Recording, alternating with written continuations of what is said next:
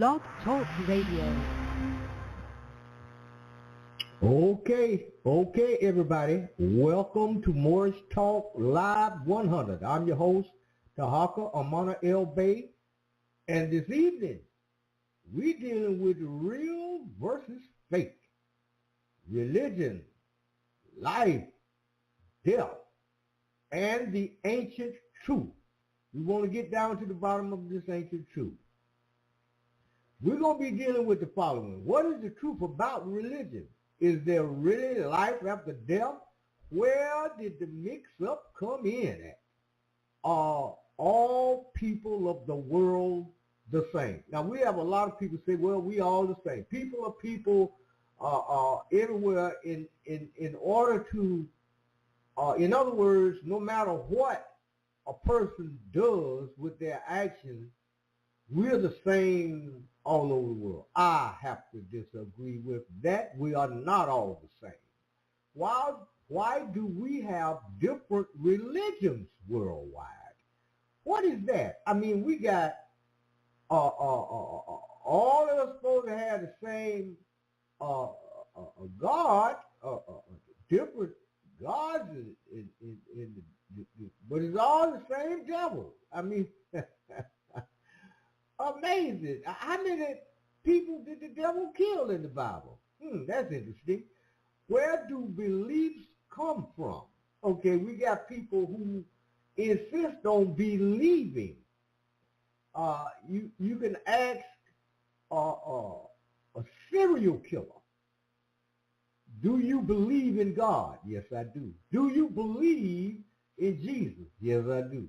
But it didn't stop him from being a serial killer. Is it better to know than believe? What facts do we have to justify knowing versus believing? Now, I want to throw in some questions on my own, and this is what I would like to ask the Christian church. Can I have my scientific questions answered by the church? What documentation outside of the Bible do the church offer people? Why the church don't go out into the community where the people are?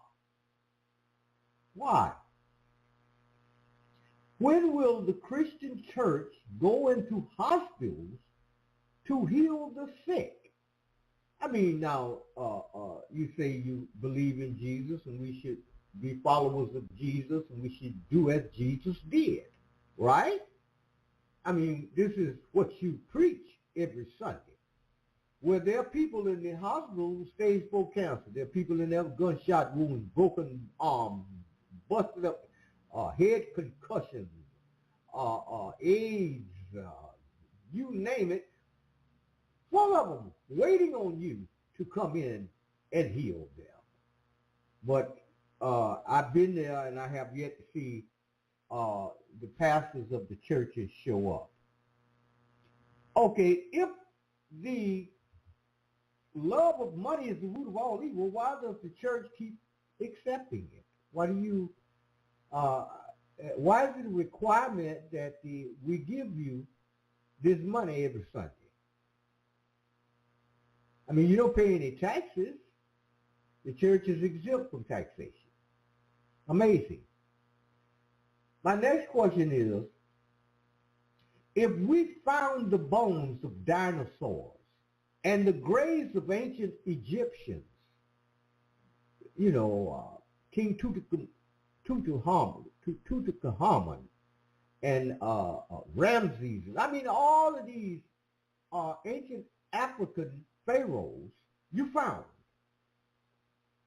But we never see any graves of any of the biblical characters.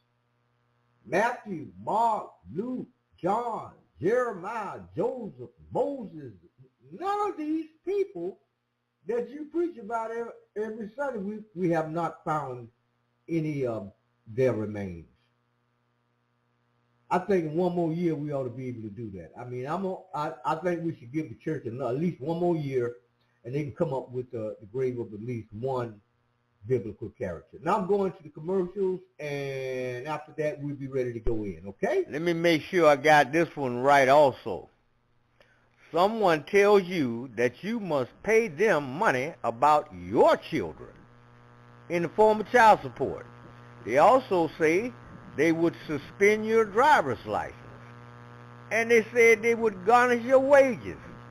Who were they talking to? A debtor? Or did they make the mistake and say it to a creditor? When you got married, they say they was a part of that also. Request my free report at tarhakadebtelimination.org. That's tarhakadebtelimination.org. Let's have some fun. If you'd like to contact us for my free report, and I'll rush it straight to your email box.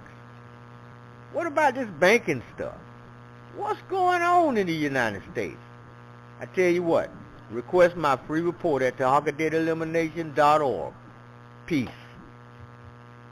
Okay, everybody, October the 26th, right here in Duval County, Jacksonville, Florida, the Black Vegan Fest will take place. Live bands, live entertainment, professional chefs will teach you how to cook healthy. If you are a vendor, go to www.urbangeoponics.org and sign up. Bring your fishing gear with you. If you're a fisherman, we got the river right in the back of the property. We'll teach you how to grow your own food. Teach your children how to do the same thing. You'll learn how to prepare meals healthy. There'll be fun and games for the whole family. October the 26th, the Black Vegan Fest, right here in Jacksonville, Florida. Don't miss it. Make sure you got some cash with you, because vendors will be on hand and they'll be selling their wares. October the 26th, the Black Vegan Fest, right here, Jacksonville, Florida. Don't miss it. Be here. Let me make sure I got this right. You have a mortgage. You were told the bank would give you a loan for your home. But when you got to the bank, they didn't give you anything or sign anything. But presto changeo, you have a new mortgage. Then you find out your mortgage has been sold to another company you don't know and don't have any contract with. It seems to me something is wrong. When you walked out the bank, you had some papers in your hand, but no check. Let's get to the bottom, down to the bottom of this kind of stuff. Go to tarhakadebtelimination.org. That's tarhakadebtelimination.org. Let's bring the fraud to a close. How about that? This kind of stuff is going on all over the United States, but most people don't even understand what to do about it. tarhakadebtelimination.org. All right, we're back. Now, as far as the question of is there life after death, I think I spent at least a solid year doing an investigation on that particular subject. And I looked at video after video. I was on Google, articles. As far as I'm concerned, yes, is my answer to the question. I don't view death the way most people do. Most people, they become emotional, and there's if their loved one is gone. Well, we got the realm that we are residing in. And then we have another realm. You're in the physical realm, and simply is transferred into a different realm. Okay. Now, Albert Einstein once said, "Energy can not be created, and neither can it be destroyed." And we always hear people tell me, well, everything is energy. Everything is energy, including you. We all made up of cells and atoms and all of this stuff. And so if we look at this thing from a scientific point of view, we may discover some new information instead of just going along with the same old thing, not knowing. And I sure hope you such and such and such and don't never die. And amazing to me. We all came into this realm. We'll all leave the physical realm, but it ain't over. Now, I ran across something today, and I want to share it with you. This is in my opinion, one of the best interviews that I've seen, and I want to share it with you. It doesn't last that long, so here we go. Y'all hold on a minute.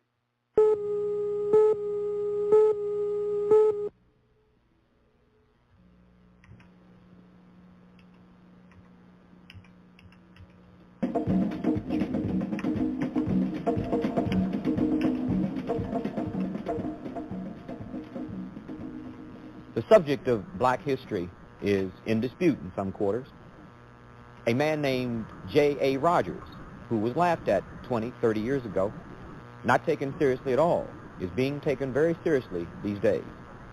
A new book called Great Black Men of Color has been edited by our guest tonight, Professor John Henry Clark.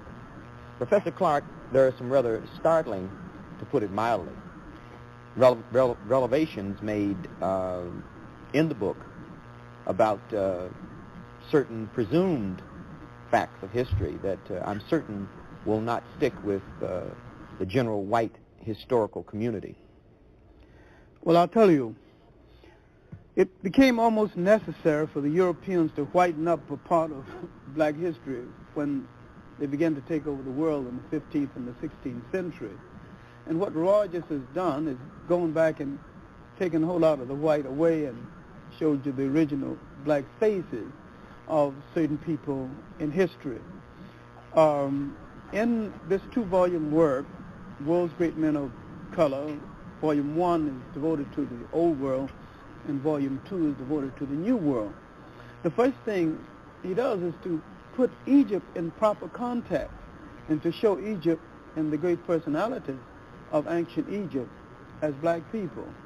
And it might be startling, but he reveals that Cleopatra did not look like Elizabeth Taylor and wasn't a white woman at all.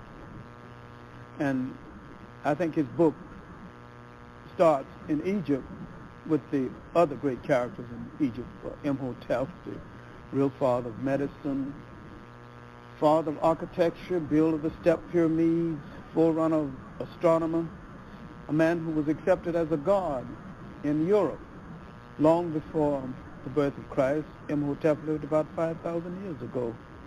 And early Europe accepted quite a few Africans as deities. Imhotep was one of them. He opens the book actually with this great African who was the world's first multi-genius. You said that Rogers put Egypt in its proper perspective. What did you mean by that? I mean, if European historians acknowledged that ancient Egypt was a black nation, then they would have thrown all Western history out of kilter, because Western historiography is based on the mistaken concept that if Egypt wasn't European, it was at least Oriental. It was neither. Because Rogers traced, as many competent historians, black and white, have already done, the southern origins of Egypt, and that the people, who would later be called Egyptians, came from deep within Africa, maybe Ethiopia and Somaliland.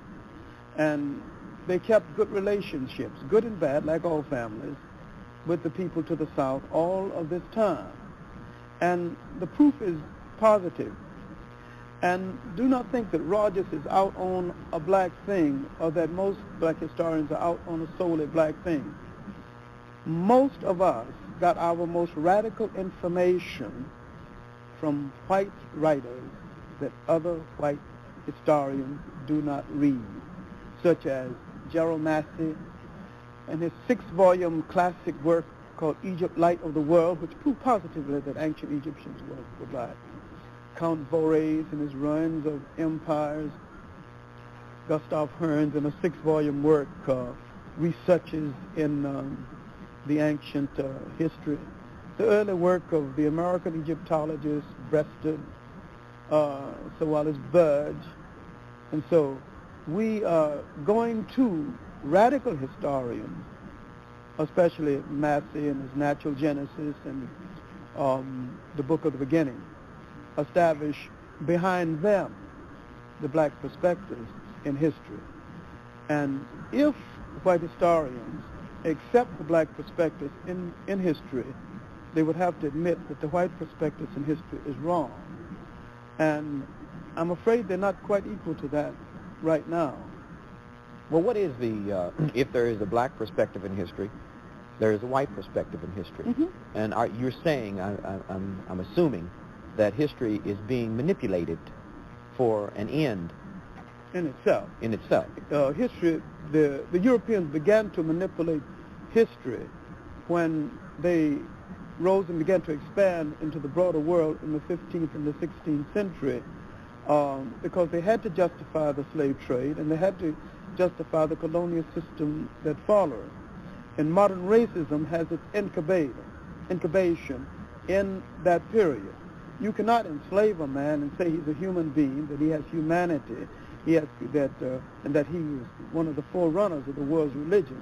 You cannot enslave an African and say this about him, because if you say he's a human being, then you're saying he's an extension of you. Then you cannot sell an African Christianity and call him a heathen and acknowledge the African contribution toward the creation of Christianity. So it's a contradiction in acknowledging that the man created Christianity, then come back and say that you're selling him Christianity because he is a heathen. So the European had to literally strip history of the contributions of non-European people to a certain extent. They did this in Asia. Now what Rogers has done in these two books is to go back and set history in some kind of perspectives based on this information, and all of the information did not come from black historians. It came from the best records available from all of them. Now, speaking of information, Rogers has alleged some very startling things, and we're using that word because I think in the context of having had only white history, anything black is startling, and so I'm saying it in a positive way.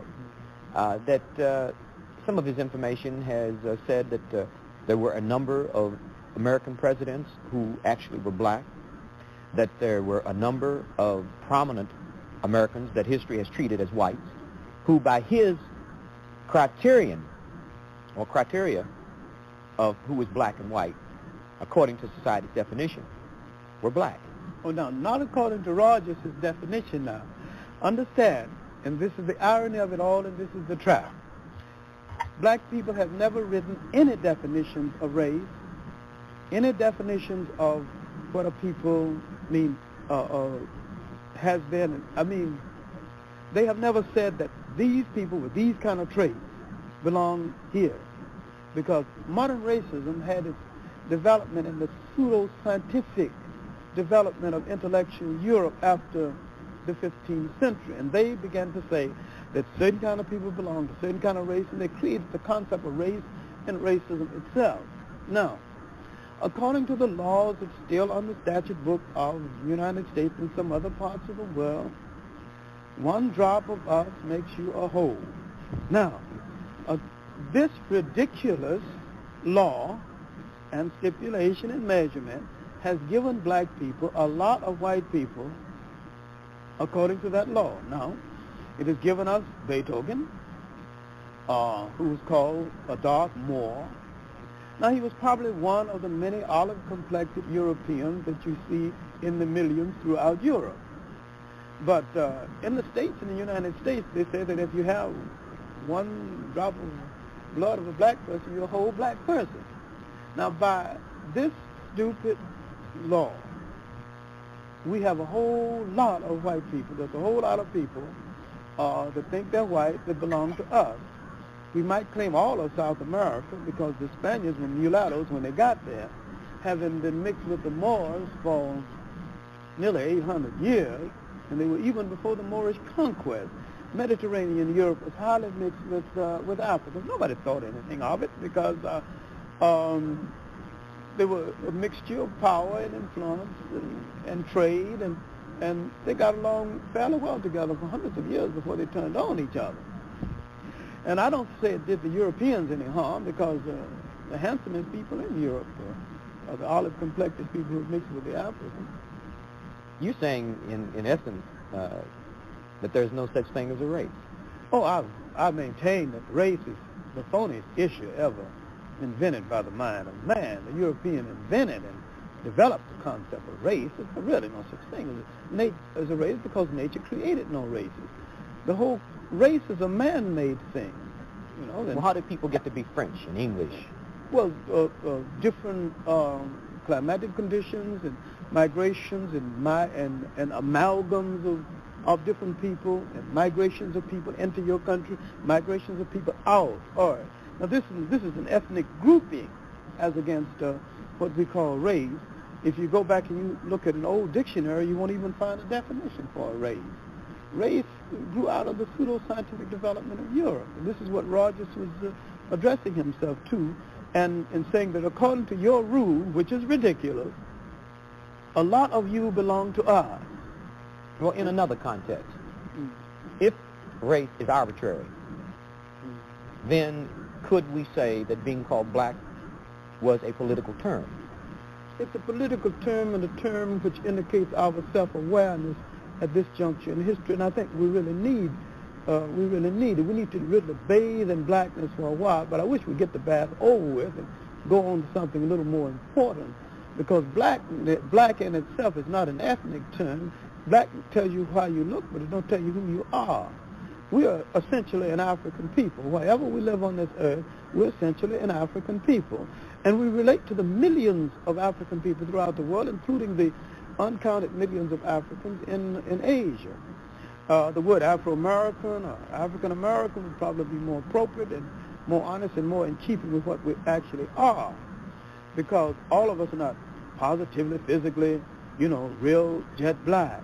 And so the argument now sometimes is between the supernationalists and the mild nationalists and blacker than thou, when blackness is a state of mind, a state of attitude, a state of approach to things that can exist in almost any of us, including from the blonde black person to the jet black.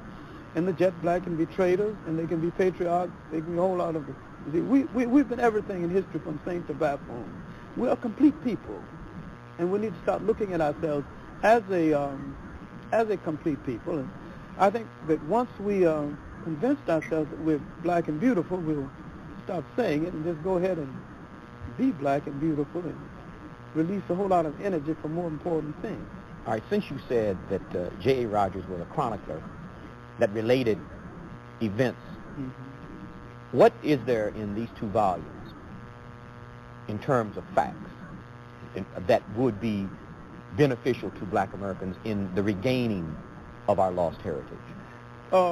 In terms of facts, is that J.A. Rogers goes through history and places in proper perspectives with documents the role of the black personality in history, beginning from the origin of man in Africa to the present time.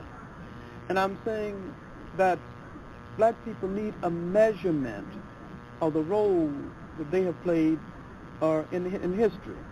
And Rogers was the pioneer in the search for the black personality in history and his role. And this is important because through Rogers, in his first volume on the Old World, you can see. Okay, we back. That was a short take. Dr. John Henry Clark, the legendary John Henry Clark.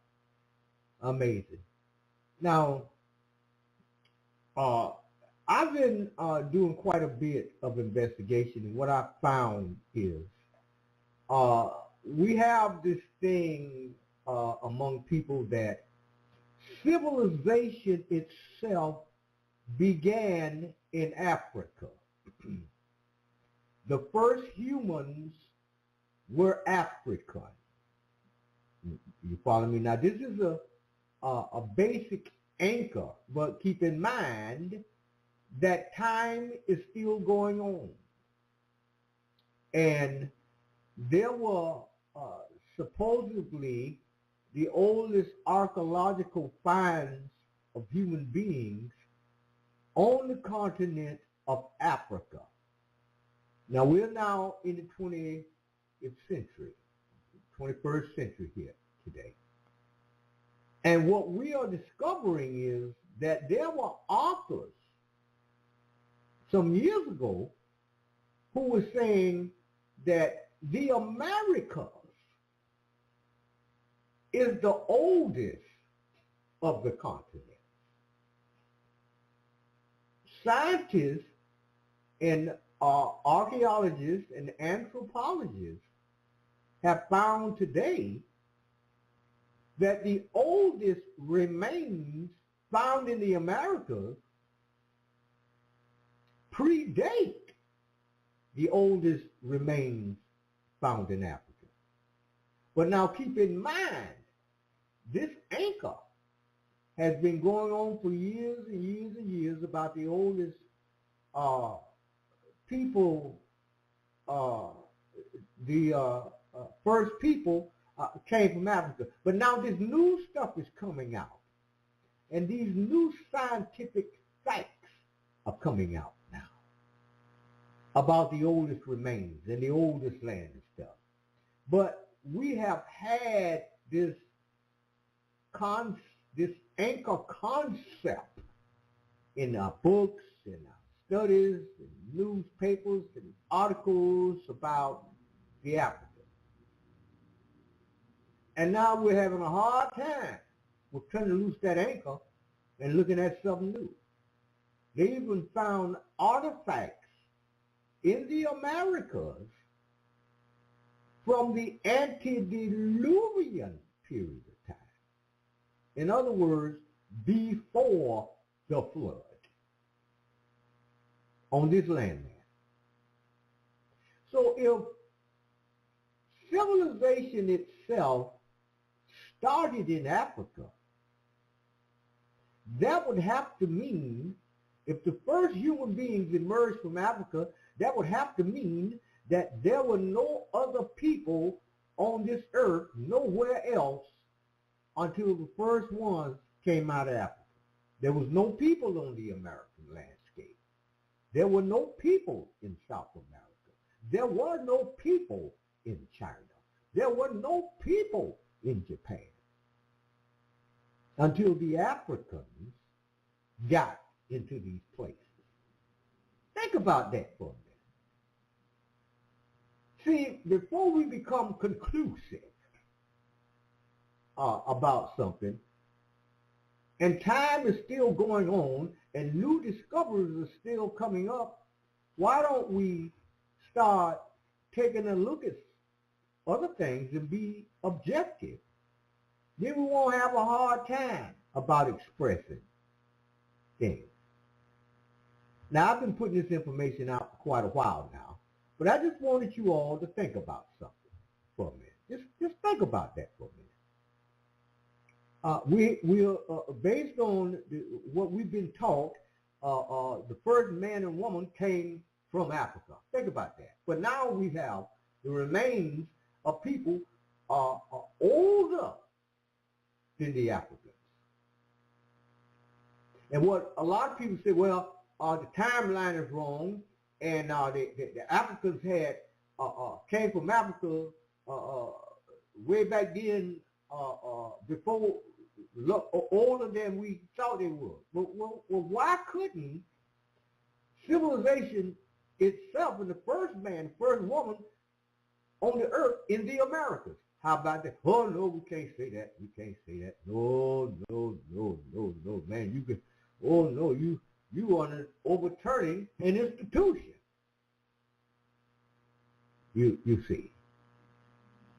Well, I'm sorry, but I'm still investigating things. I'm gonna run a few short clips, and y'all hold on a minute. You do not in America pay a bill. You can discharge a debt, but you cannot pay a bill. And so we say we have to pay this bill or that bill. Right. No, you don't pay a bill. You discharge a debt. Suppose you were a building contractor and I call you to paint my bedroom, and you come over and give me a price, say, of $100 to paint the bedroom. Now, we're talking commerce now. We're just talking business. Right. All right? When you're through with the painting job, you come to me, and what do? You give me a bill. Yeah. And the bill is for $100, right? So I reach in my pocket, and I pull out $100, and I give it to you. And I paid you. No, I did not pay you. I did not pay you anything. You gave me a bill for $100. I gave you a $100 bill. If you give me a bill for $20, I'll give you a $20 bill. Get it? All right. I'm discharging a debt. I'm giving you back your debt. You charging me $100? No, I'll charge you $100. I'm giving you a $100 bill. Now you owe me $100. Now, let's look at hidden knowledge for a second and how that relates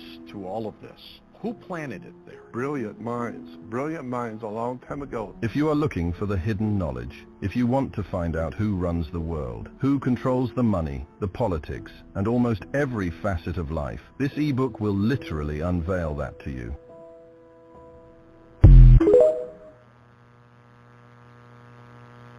I don't know if I ever told a story about the churches. I don't think so. Here in Atlanta, we wanted to buy a church out here, a building. Oh, wow. It cost $1 million. We said, we can't afford that because we grassroots. Mm.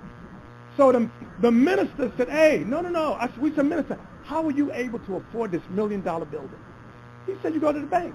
I said, no. We went to the bank.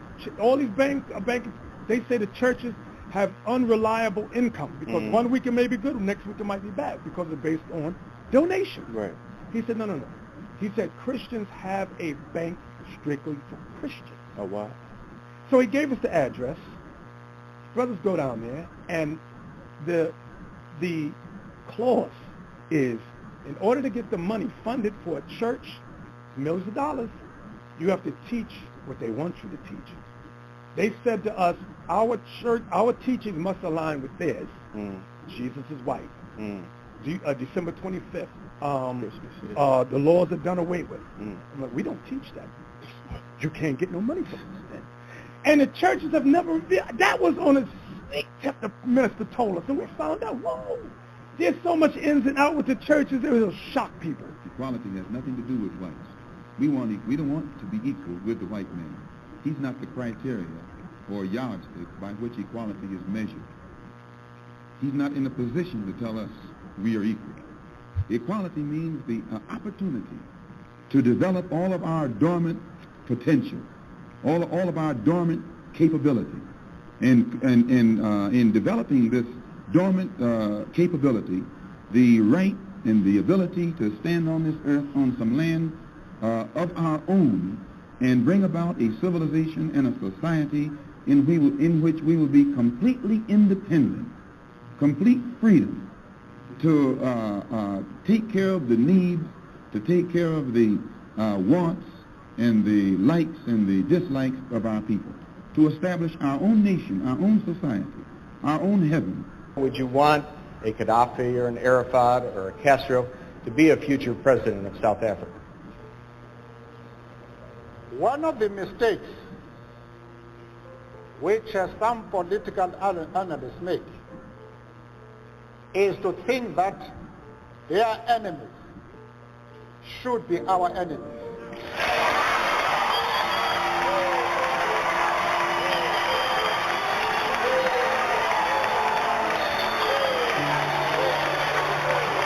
The West didn't raise you right because you don't matter to the West. They don't care if you have knowledge. They don't care if you have an education. They'll pass you on up to the next grade whether or not you can read or write because you don't matter. Every day of your life, your civilization all around you is shouting at you in a million different voices that you don't matter. You're just a replaceable cog in the machine. Everyone in the West is regarded as disposable by the West, and still you defend it as the pinnacle of human refinement. You need to break that spell because you're living in a trance of propaganda that's all designed to keep you oblivious to your own humiliation. All right, we're back. Those were just some short takes, and I wanted to play those for you to give you a little food for thought there. Hold on a minute. We're going to take a commercial break. We'll be right back. If it is against the law for the bank to loan out depositors' money to you, how could the bank give you a loan? And if that's the case, how are they able to keep their doors open? And in some cities, they have the biggest buildings in town. What happens to the person who deposits money in the bank? What do they receive outside of nickels and dimes in the form of what's called interest? How can you get paid? Go to TarhakaDebtElimination.org. That's TarhakaDebtElimination.org. Fill out the Contact Us form, and I'll rush you my free report. Let's get down to the bottom of this situation. Let me show you what's going on in how to deal with it. Okay, TarhakaDebtElimination.org. Peace, y'all. Okay, we're back. Now, as far as the question that I asked earlier, we have, they found carvings in the rocks of dinosaurs fossilized in rocks. They found the same thing under the ocean floors, seashells, and all kind of things that they have found. We found the graves and the actual people in ancient Egyptian tombs. Okay? We got that. It's on display at various museums and stuff. But what about all of the characters mentioned in your Bible? I mean, if we're going back and we're able to find the remains of dinosaurs 60 million years ago, 140 million years, this animal has been extinct, but we find fossilized remains of these creatures. And then we find the remains of ancient African Egyptian pharaohs. Mummified remains now. We actually found the bodies. And these people are not mentioned in your Bible. But when it comes to characters mentioned in the Bible, there are no graves. What are graves? Well, where are the remains? Matthew, Mark, Luke, John, Jeremiah, Joseph, Moses, Aaron. The list goes on and on and on, but not one single grave have we found. Where at? Well, we're going to keep on searching, but in the meantime, y'all hold your hand. I'm going to bring this guy in. He's being interviewed, and he's going to give us his little bit, okay? It's evident that he cares. What do you care about? Welcome to the Rock Newman Show. The Rock Newman Show. I'm about to make a statement that's going to hit people like a brick. But the statement is this: no one mentioned in the Bible ever historically existed. Woo! Okay, let's start with Moses. Let's start with Moses. Greetings, beloved. Thank you once again for tuning in to the Rock Newman Show 2.0. It is my pleasure to share time with you. It is my honor to have you as my viewer. I very much appreciate it. Today we have a program for you that would be described, that many would describe as controversial, that many would describe as ultimately unorthodox, that many would describe as blasphemy. I think right now of some people that I love dearly, who I know dearly love me. When this program is over, they might question that love because they are devout Christians. Yes, brother. And this program that we are doing today is to examine Christianity, to examine the veracity of the Bible. And some might say, how dare you? Because the Bible is the inerrant, infallible Word of God. And my guest, spiritual leader and teacher of the African Village and Cultural Center, Dr. Ray Nagins, Dr. Ray Hagins, has been talking about this and these subjects now for decades. And it is my honor to bring him on, to give him the platform to express his views. Dr. Hagins, thank you so much for joining us today. Brother Newman, the honor is mine, man. I'm honored. Thank you for having me on. What I'd like to do, as I do with many of my guests, is for those who aren't aware of your history, aren't aware of your background, I like to go all the way back. Like where you were born and where you grew up, and what were your very early influences? Wow, brother. Well, I was born in 1953, so I'm 70 years old. Born in New Brunswick, New Jersey. Raised in Newark, New Jersey. Raised in Newark and Patterson, New Jersey. Okay.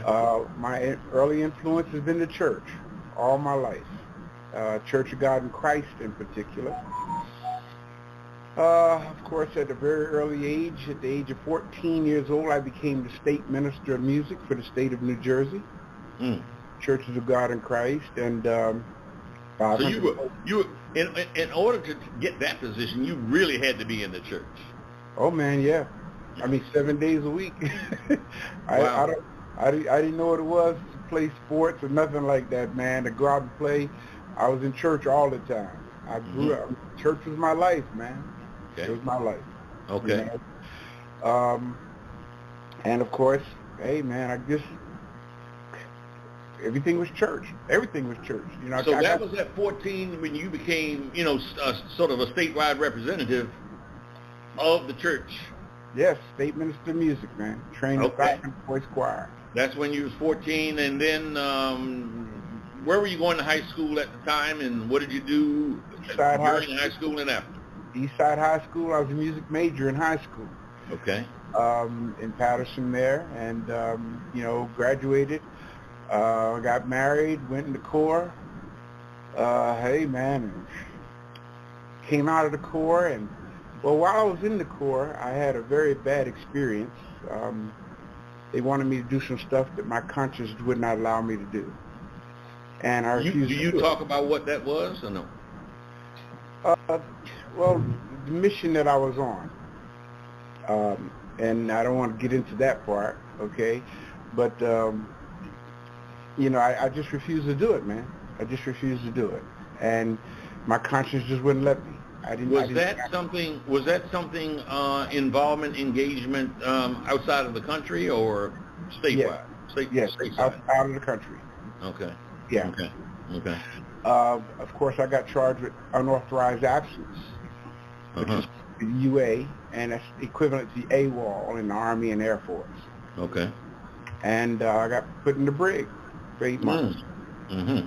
And man, I had never been incarcerated before, so when I entered into that prison, Portsmouth Naval Disciplinary Command in Portsmouth, New Hampshire, this big brother named Earl Carter looked at me and said, "You're gonna be my woman." You know, what a reception, you know. And of course, I had studied martial arts in high school and while I was in the military, so I got in my cell and started working out. Because ain't nobody getting nothing here, or somebody gonna die, you know. And God just protected me, man, while I was there. Everybody knew I was a minister. I went into the ministry in March of '73. People knew I was a minister, so they started calling me Rev. Okay. While I was in prison, and I became a chaplain's assistant, you know. And while I was there, I did the paperwork for my discharge. You know, if I can't serve God according to the dictates of my mind, then I don't need to be in here. You know, I already asked you the question, if it was out of the country. You said yes. If I could probe just a bit more, and obviously you're going to answer what you feel comfortable with answering.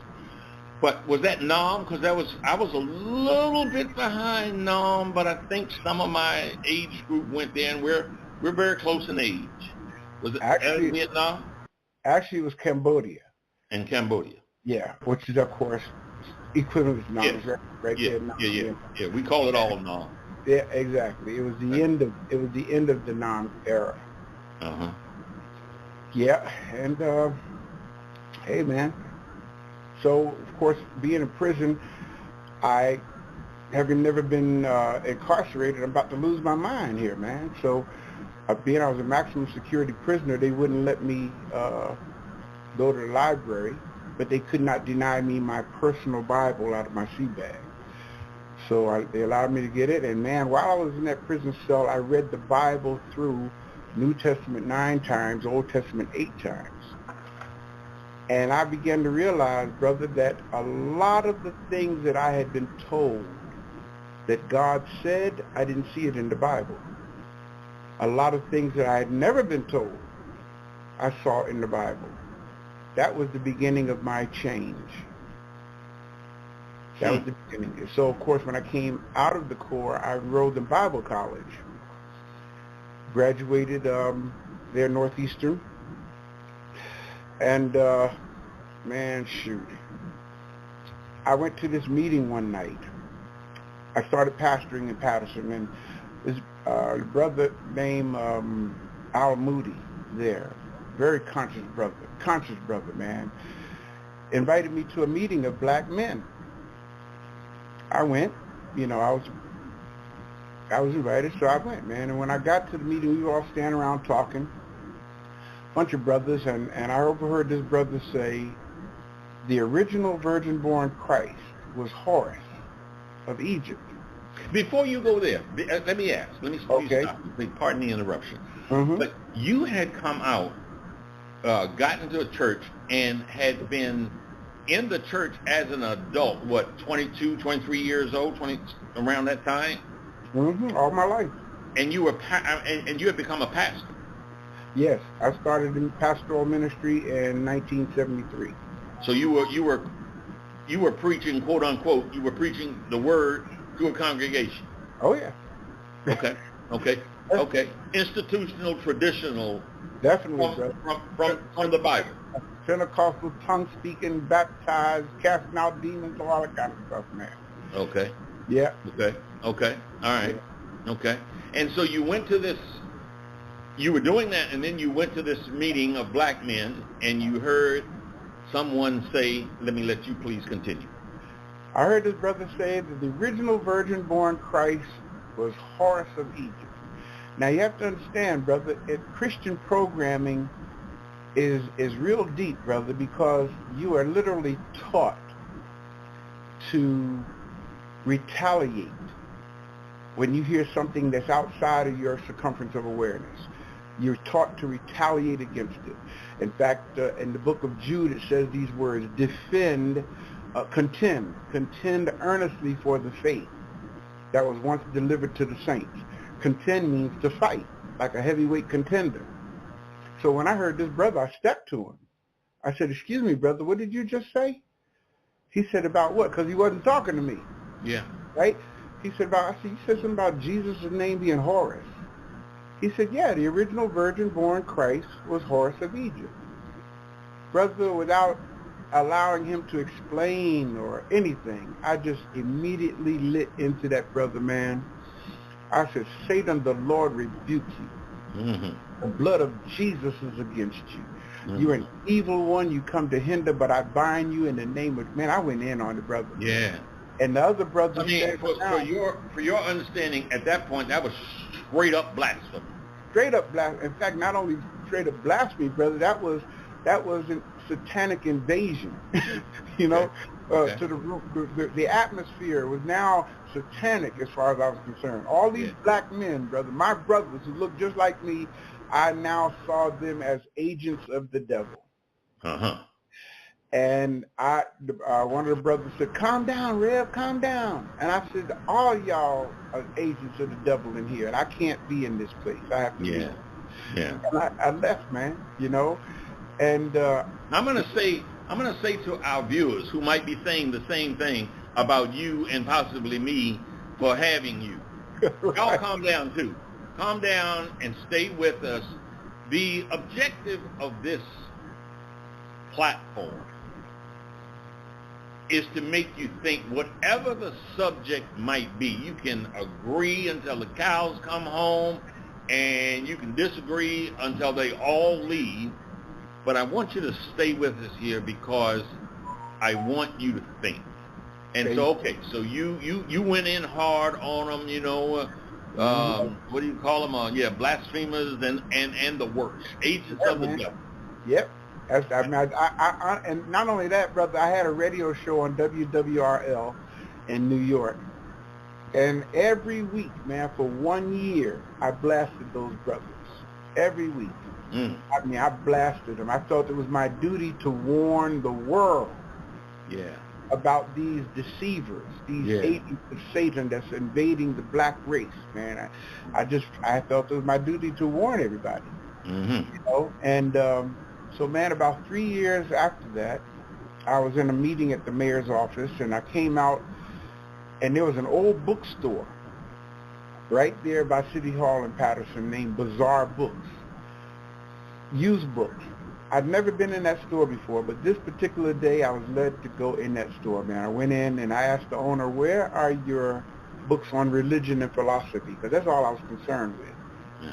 He just pointed in a direction. I saw this pile of books, and I picked up this book called Osiris and the Egyptian Resurrection. And I said, "What the hell is this, man? What kind of only resurrection I had ever heard of was the resurrection of Jesus Christ. And the resurrection of those who believe in him when he comes back." So I'm thumbing through this book, man, and I see that Osiris had a son named Horus, and it was spelled Horus instead of Horace. That's what I thought the brother meant, right? Because that's the only Horus I'd ever heard of. Right. And I said, this, and I mean, now mind you, this is 3 years later, right? Yeah. I saw the word Horus, man. My mind immediately went back to that day with those brothers. And I said, this is what that brother was talking about. And I started doing the research, man. And that was it. That was the turning point. That was the turning point of the more research I did, brother, I began to see that everything that I had been preaching, and I mean everything, man, from the doctrine of soteriology, salvation, the doctrine of eschatology, the doctrine of things that's going to come in the future, doctrine of demonology, pneumatology, you name it, bro. All of the doctrines that I had been teaching and preaching were stolen, copied and plagiarized from the Nile Valley, man, and then represented back to us under another ethnicity. I couldn't preach that lie any longer. So, boy, there's a lot to unpack there. I'm gonna start with you saying you couldn't preach that any longer. So how long did it take you to start giving voice to what you feel you had discovered, the lie that you had been telling? When did you start to flip the script? That week, that following Sunday, I was going to preach to my congregation a message entitled "The Other Side of Midnight." I remember the subject I was going to preach from, right? And when I got up to preach, it was as though someone was standing behind my right shoulder and whispered in my ear, "Did people know God before Moses went up on the mountain?" I told the congregation what had just happened to me.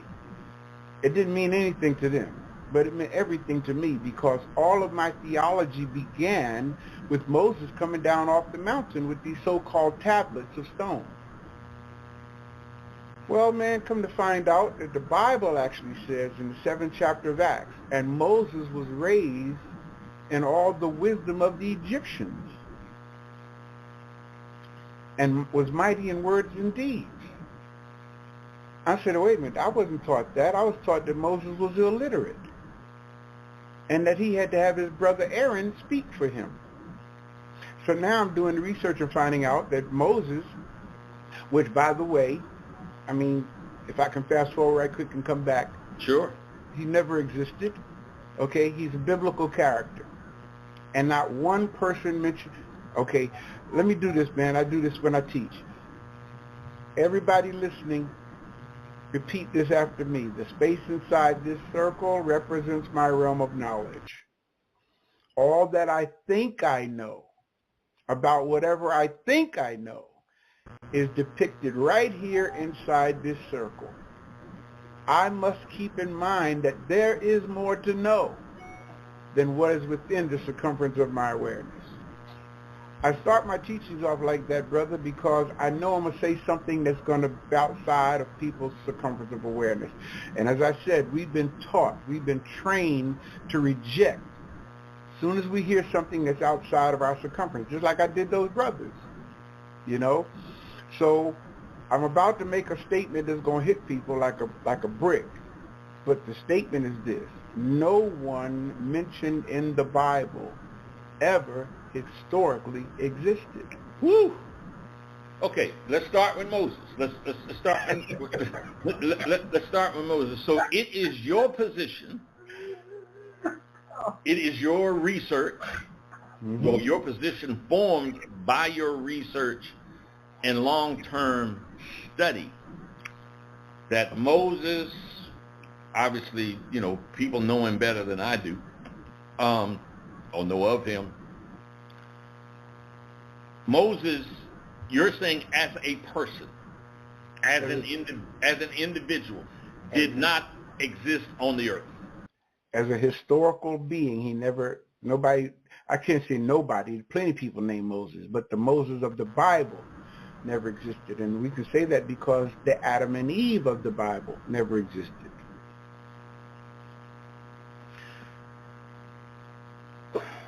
I'm sorry, bro. I got to tell it like it is. So I grew up as a Catholic. Oh, my goodness. Okay. In Southern Maryland. My mother, she belonged to a couple of different committees and was a devout Catholic. Okay. Because I think I was an attention seeker, I wanted to be an altar boy and became an altar boy. Okay. And somewhere shortly after that, about 11 or 12 years old, I had the temerity to say to my mother, hey, let me ask you a question. Why don't we really go to church? And of course, she had, you know, she had a 6th grade education. She was very, very smart in many areas, smart, resourceful, and all the rest. But she gave me a very stock, pat answer. Shut up. Yeah. And go sit down somewhere. You're being mannish again. Yeah. Uh-huh. And I at least was old enough where I didn't just, you know, put my head down. I was talking back a little bit, you know, 12, getting into 13. I said, well, they're talking Latin. Mm-hmm. Right. And we don't understand Latin. Mm-hmm. So I don't understand what it is and why we're going and kneeling and standing and all of that. Well, again, it was a stiff arm, like a Jim Brown stiff arm. You know, mm-hmm. you don't question these things. Mm-hmm. So now you're saying Moses never, the Moses of the Bible never existed. And maybe I got some short-term memory issues, but did you say that Matthew and John and Paul and all the rest also did not exist? Not one person mentioned in the Bible ever historically existed. Not one. Now the thing is, people think that they were historical characters or figures or people because they're legitimate names, even though they're Western names, okay, for Middle Eastern, so-called Middle Eastern people. But even the Bible says in Galatians, the 4th chapter, verses 22 through 24, that Abraham and the whole story of Abraham and Sarah and Ishmael and Isaac, all of that is an allegory, which comes from the Greek word allegoreo, which means it never actually happened. It was a story made up to make a point. So I'm doing this, I'm hosting this interview from Boca Raton, Florida, and if I remember correctly, you're in Atlanta, right? That's correct. How's the weather there? Right now, it's pretty, not too bad. It's a little gloomy today. Kind of chilly. Because I know I have folks who are listening that are probably backing up from the device that they're looking, because they think lightning is getting ready to strike you. Hey, I understand. Where and what you're sitting on. I was there. I understand. That's the fear factor in religion, bro. That's what it is.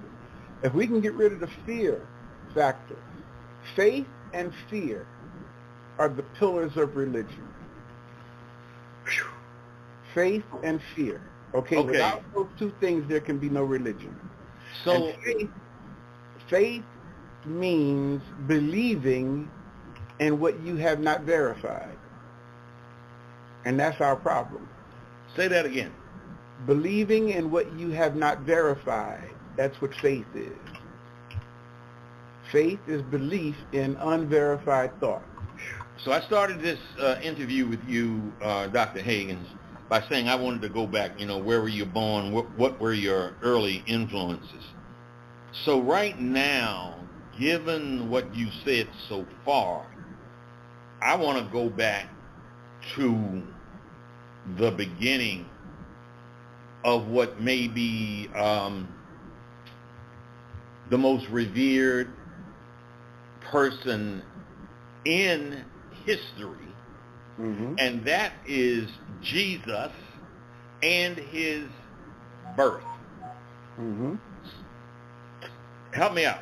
Help me out, because when I was an altar boy and when I was in that Catholic school and Christmas time would come around, December the 25th, there'd be Stations of the Cross, or maybe that was Easter, I don't remember it all, but what I do remember is the little white baby in the manger with the donkeys around, and a really, really Swedish-looking mom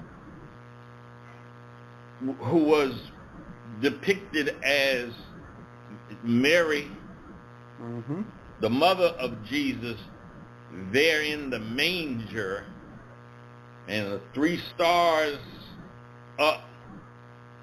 And so, if I'm hearing you correctly, I would suspect that you might say that that's a lie also. Never happened. Now, the thing is, in literature, it happened. One of the illustrations I like to use is when I'm teaching this, I'm talking to a congregation, I ask everybody to hold up their right hand. And that right hand represents literature. Their left hand represents world history. Literature, world history. Yes. Okay. We have to stop confusing what's written in literature with what happened in world history. That's our problem. Goldilocks was written in literature. The 3 Bears was written in literature. Batman is in literature. None of these are historical figures. We've been given literature as fact. That's why I try to tell folk, don't take my word for what I'm saying, do your own research. For example, you say you grew up in the Catholic Church, right? Have you ever heard of Bishop James Usher? I don't think so. All right, most Catholics haven't.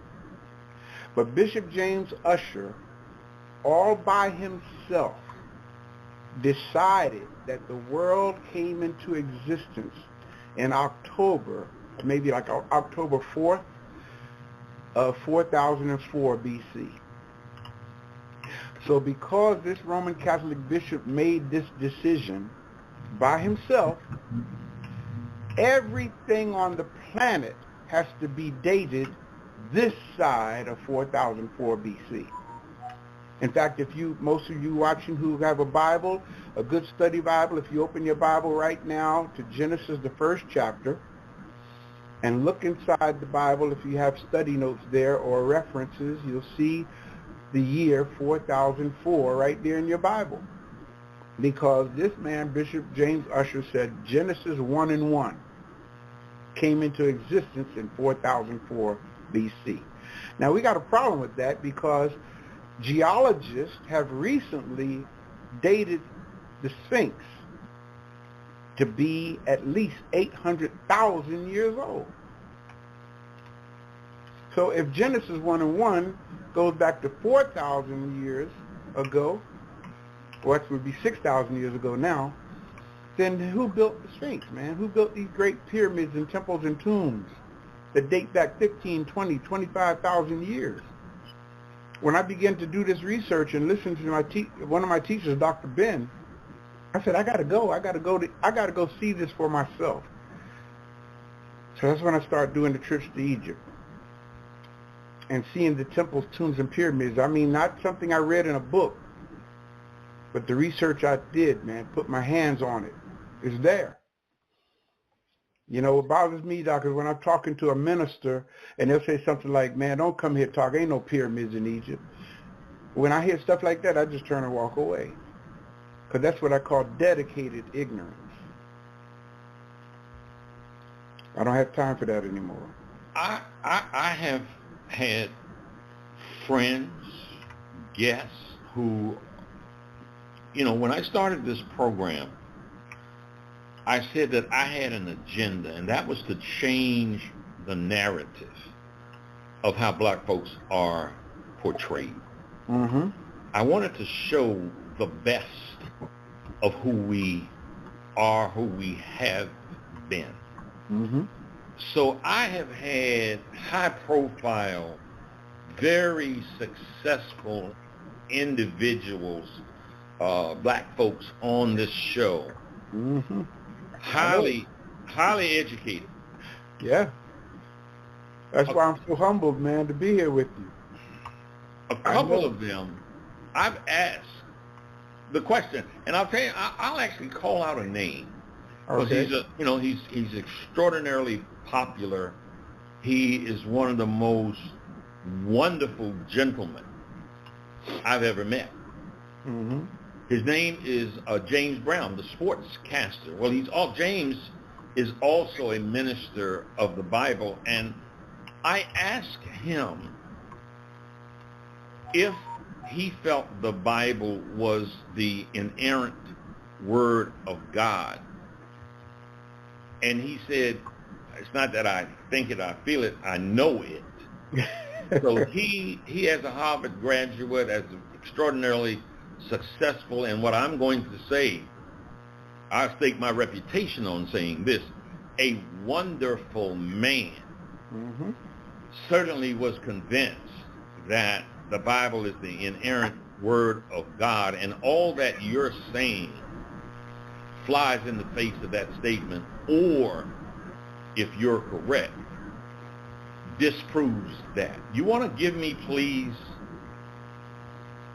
a couple of to-the-point examples why you would say the Bible is not the inerrant word of God, which my niece Dion, my niece Demetria, my granddaughter Selena, and most people in my life feel that it is. And the reason you say that it is not, let me let you say it, not put words in your mouth. Okay. There's a thing called epistemology. Epistemology is not concerned with what you believe. Epistemology, yep. Yes. Epistemology is concerned with why do you believe what you believe. When it comes to the Bible, you know, from a very early age, I mean, let's go back to my childhood. I may be 4 or 5 years old, if that old.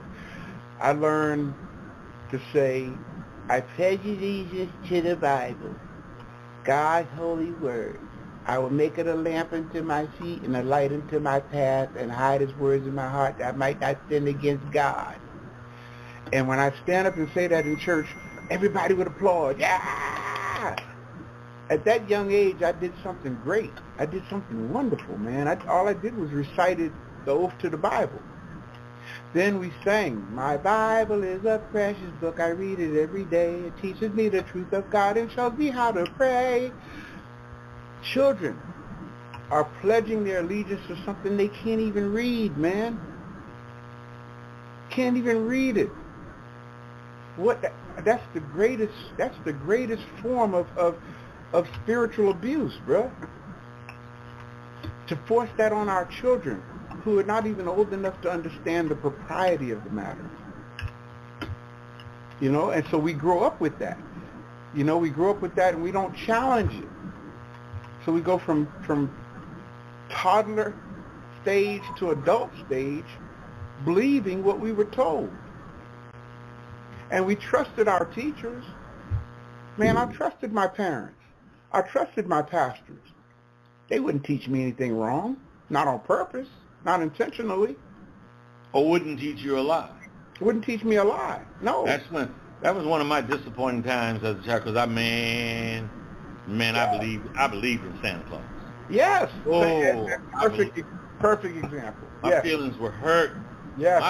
My feelings were hurt. I didn't know how to articulate it at the time. Uh-huh. And I thought maybe if I articulated, maybe I'd hurt my mother's feelings. But I definitely felt hurt. I felt betrayed. Mm-hmm. Okay. Mm-hmm. That's why I do this with the circle, man. I have to do that because we have this thing in the back of our brain called the reticular activating system.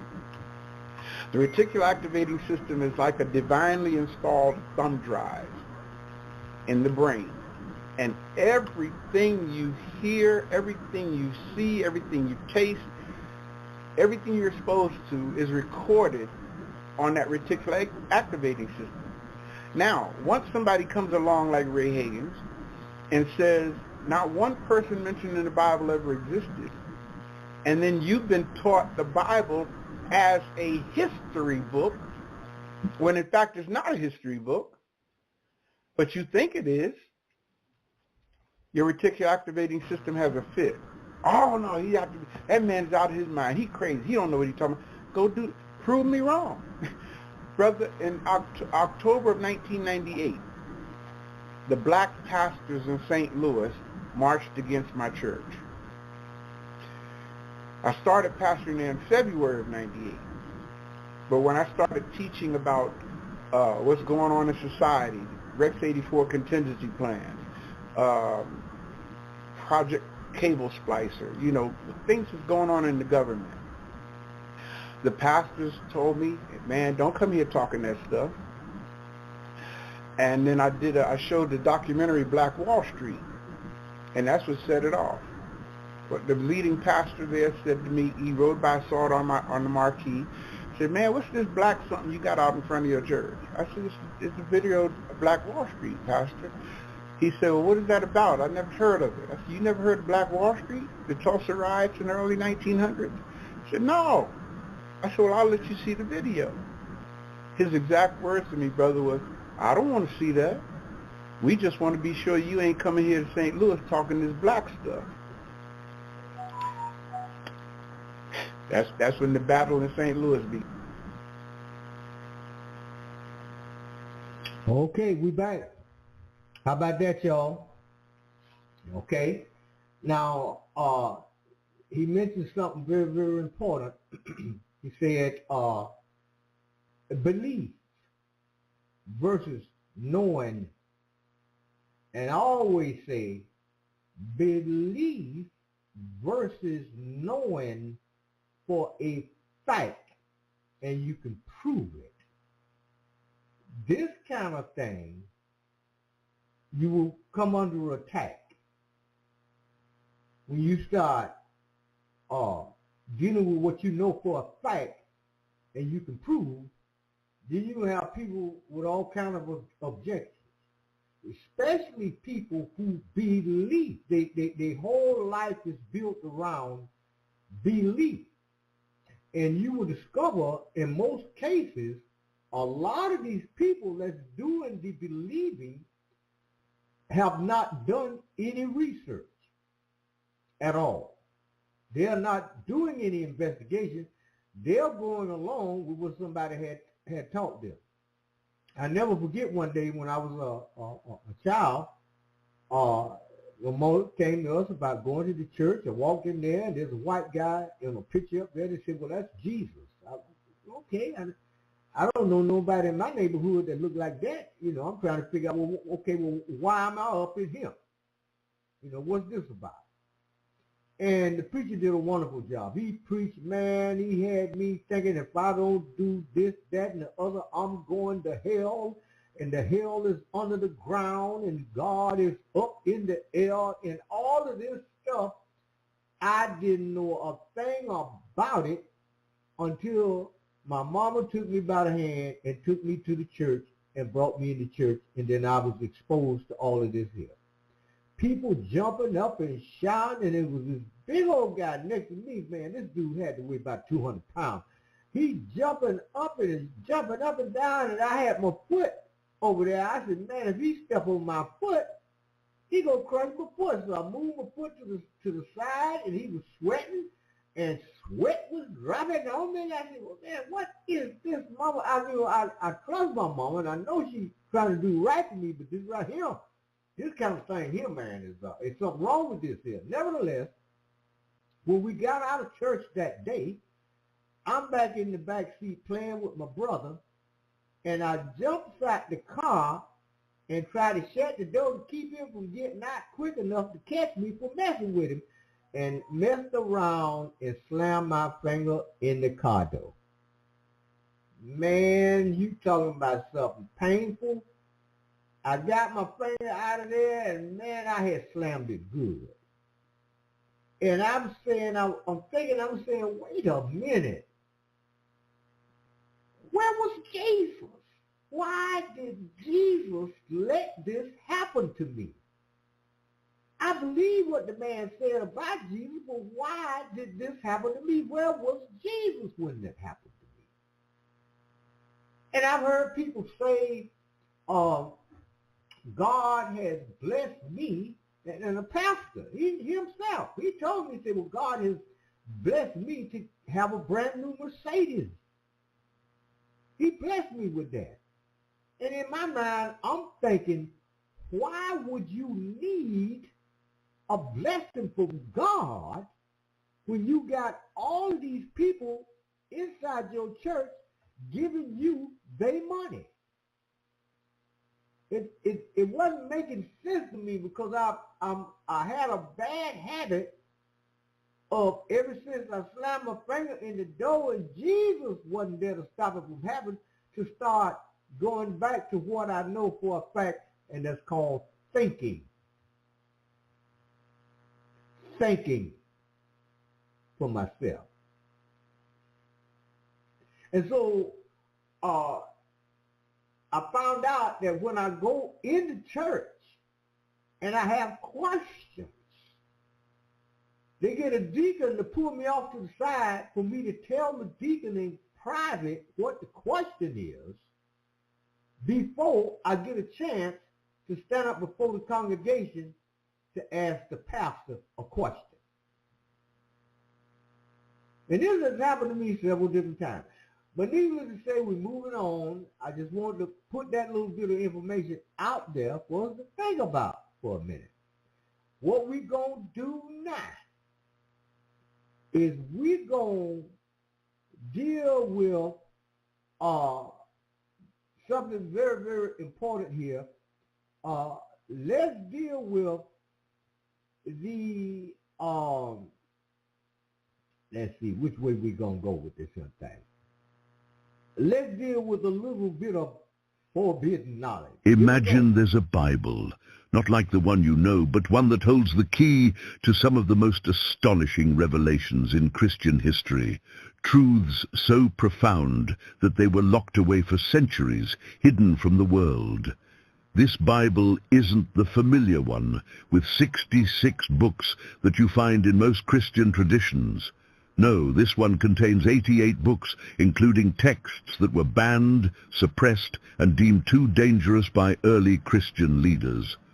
But why? What if I told you that within these banned books are secrets about fallen angels, the Nephilim, and prophecies that describe the end of the world in ways you've never heard before? What if these books revealed hidden knowledge of the cosmic battle between good and evil? Details of heavenly hierarchies, and the role of angels and demons in shaping the fate of humanity.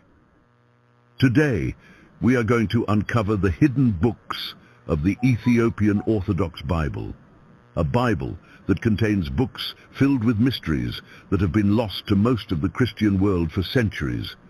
But why were these books banned?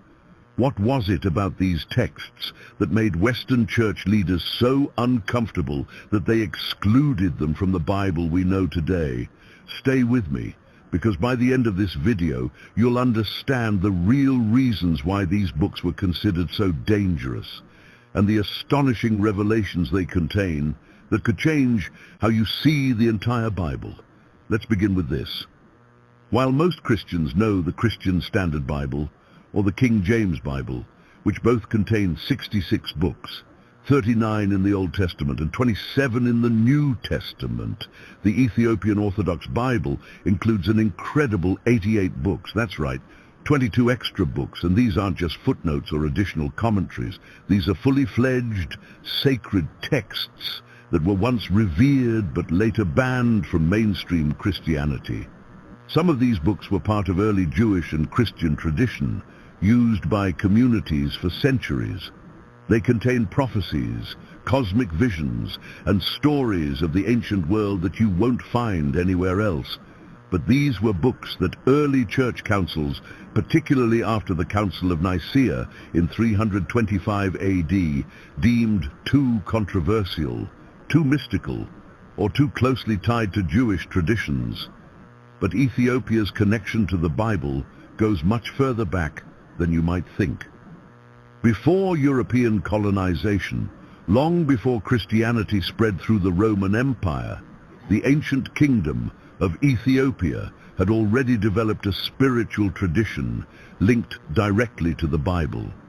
The roots of Ethiopian Christianity stretch all the way back to the 4th century AD, when the kingdom of Aksum officially adopted Christianity as its state religion.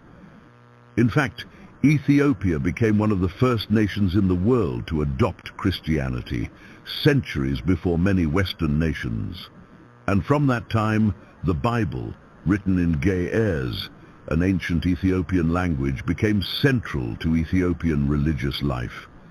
But Ethiopia's connection to biblical history likely goes even further, beyond Christianity itself. According to ancient Ethiopian tradition, this connection begins with the Queen of Sheba, who traveled from Ethiopia to visit King Solomon in Jerusalem around the 10th century BC. This visit is mentioned briefly in the Western Bible, but Ethiopian tradition expands on the story. The Ethiopian Bible goes so far as to tell us that the Queen of Sheba and King Solomon had a child, Menelik the Fin, who would become the first emperor of Ethiopia. But here's where it gets even more interesting. Menelik, is said to have brought the Ark of the Covenant, yes, the Ark that held the stone tablets of the Ten Commandments, back to Ethiopia. For Ethiopians, this wasn't just a historical event. It was a divine mission.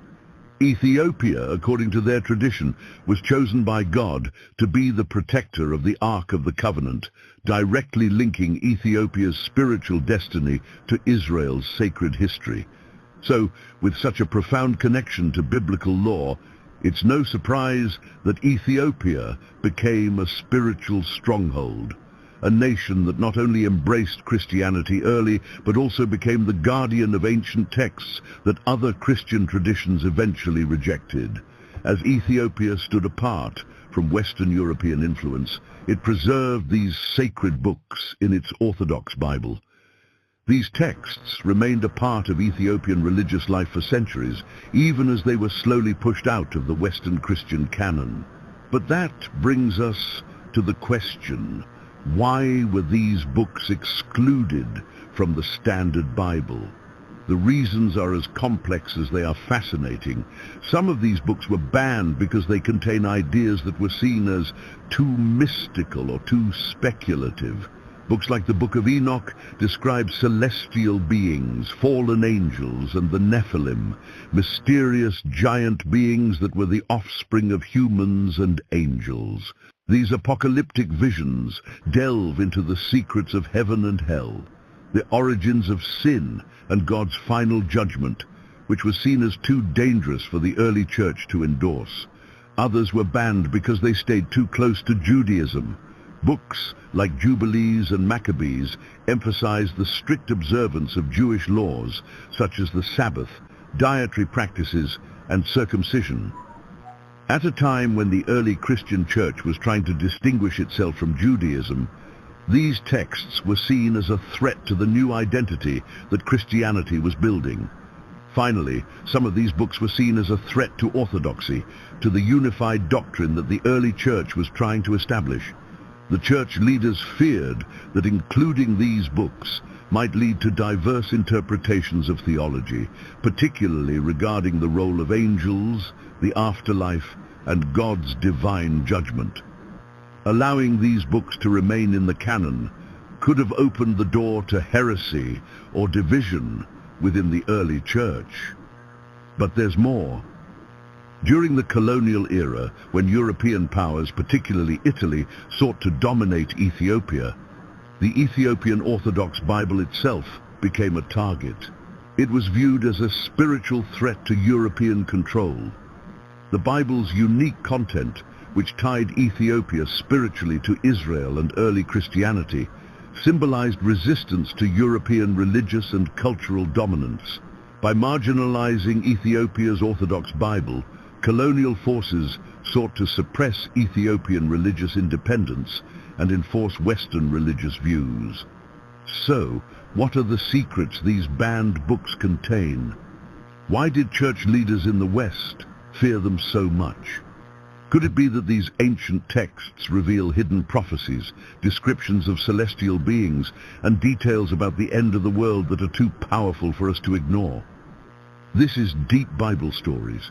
Don't forget to like this video, subscribe, and share it with anyone who's ready to dive deep into the Bible's hidden secrets. To understand why the Ethiopian Orthodox Bible includes so many books that were excluded from the Standard Christian Bible, we first need to explore Ethiopia's unique place in biblical and Christian history. Let's begin in the 4th century AD, a time when much of the world had yet to fully embrace Christianity. In the midst of this, the kingdom of Axum, a powerful civilization located in what is now modern-day Ethiopia, became one of the first nations in the world to officially adopt Christianity as its state religion. This moment solidified Ethiopia's identity as a Christian nation and made it one of the oldest continuously Christian countries on earth. But how did this come to be? According to ancient Ethiopian history, the spread of Christianity into Ethiopia was not a result of European missionaries, as many might assume. Instead, the Ethiopian Orthodox Church traces its roots back to the Apostle Philip, and the conversion of the Ethiopian eunuch as recorded in Acts 8:26-40. This Ethiopian court official, baptized by Philip, brought the Christian faith back to Ethiopia, marking the beginning of the Ethiopian Christian tradition.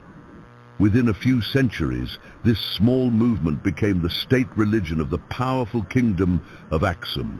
It was through the Coptic Church of Alexandria that Christianity formally took root in Ethiopia, leading to the translation of the Bible into Ge'ez, the ancient Ethiopian language. And as Christianity spread throughout the Aksumite kingdom, it wasn't just the 66 books that were included in their Bible. Ethiopia's unique history meant that it had access to a wide range of Jewish and early Christian texts, many of which were later discarded or banned by the Western Church. These books were seen as too mystical, too controversial, or too closely tied to Jewish traditions. But Ethiopia held on to these sacred texts, preserving them as part of its spiritual heritage. This early adoption of Christianity also helped Ethiopia maintain its spiritual independence from the rest of the Christian world. As the Roman Empire and the Western Church worked to solidify a single biblical canon, Ethiopia remained on the periphery of these debates, free to preserve its ancient traditions and texts. As a result, the Ethiopian Orthodox Bible contains not only the familiar books of the Old and New Testaments, but also additional texts that offer profound insights into early Jewish and Christian theology. But Ethiopia's connection to biblical history goes even deeper than the early spread of Christianity. To understand the full picture, we have to go back much further, 1,000 years before Christ, in fact. According to Ethiopian tradition, the roots of Ethiopia's biblical connection begin with a remarkable woman, the Queen of Sheba. This powerful queen is mentioned briefly in the Western Bible in 1 Kings 10:1-13 and 2 Chronicles 9. According to these accounts, she traveled from the distant land of Sheba, believed by Ethiopians to be modern-day Ethiopia and Yemen, to meet the great King Solomon in Jerusalem. But while the Western Bible gives us only a glimpse of her visit, the Ethiopian Bible tells a much richer story. According to the Kebra Nagast, an ancient Ethiopian text that forms a cornerstone of Ethiopia's national and spiritual identity, the Queen of Sheba, known in Ethiopia as Makeda, and King Solomon had a child together, Menelik, who would go on to become the first emperor of Ethiopia.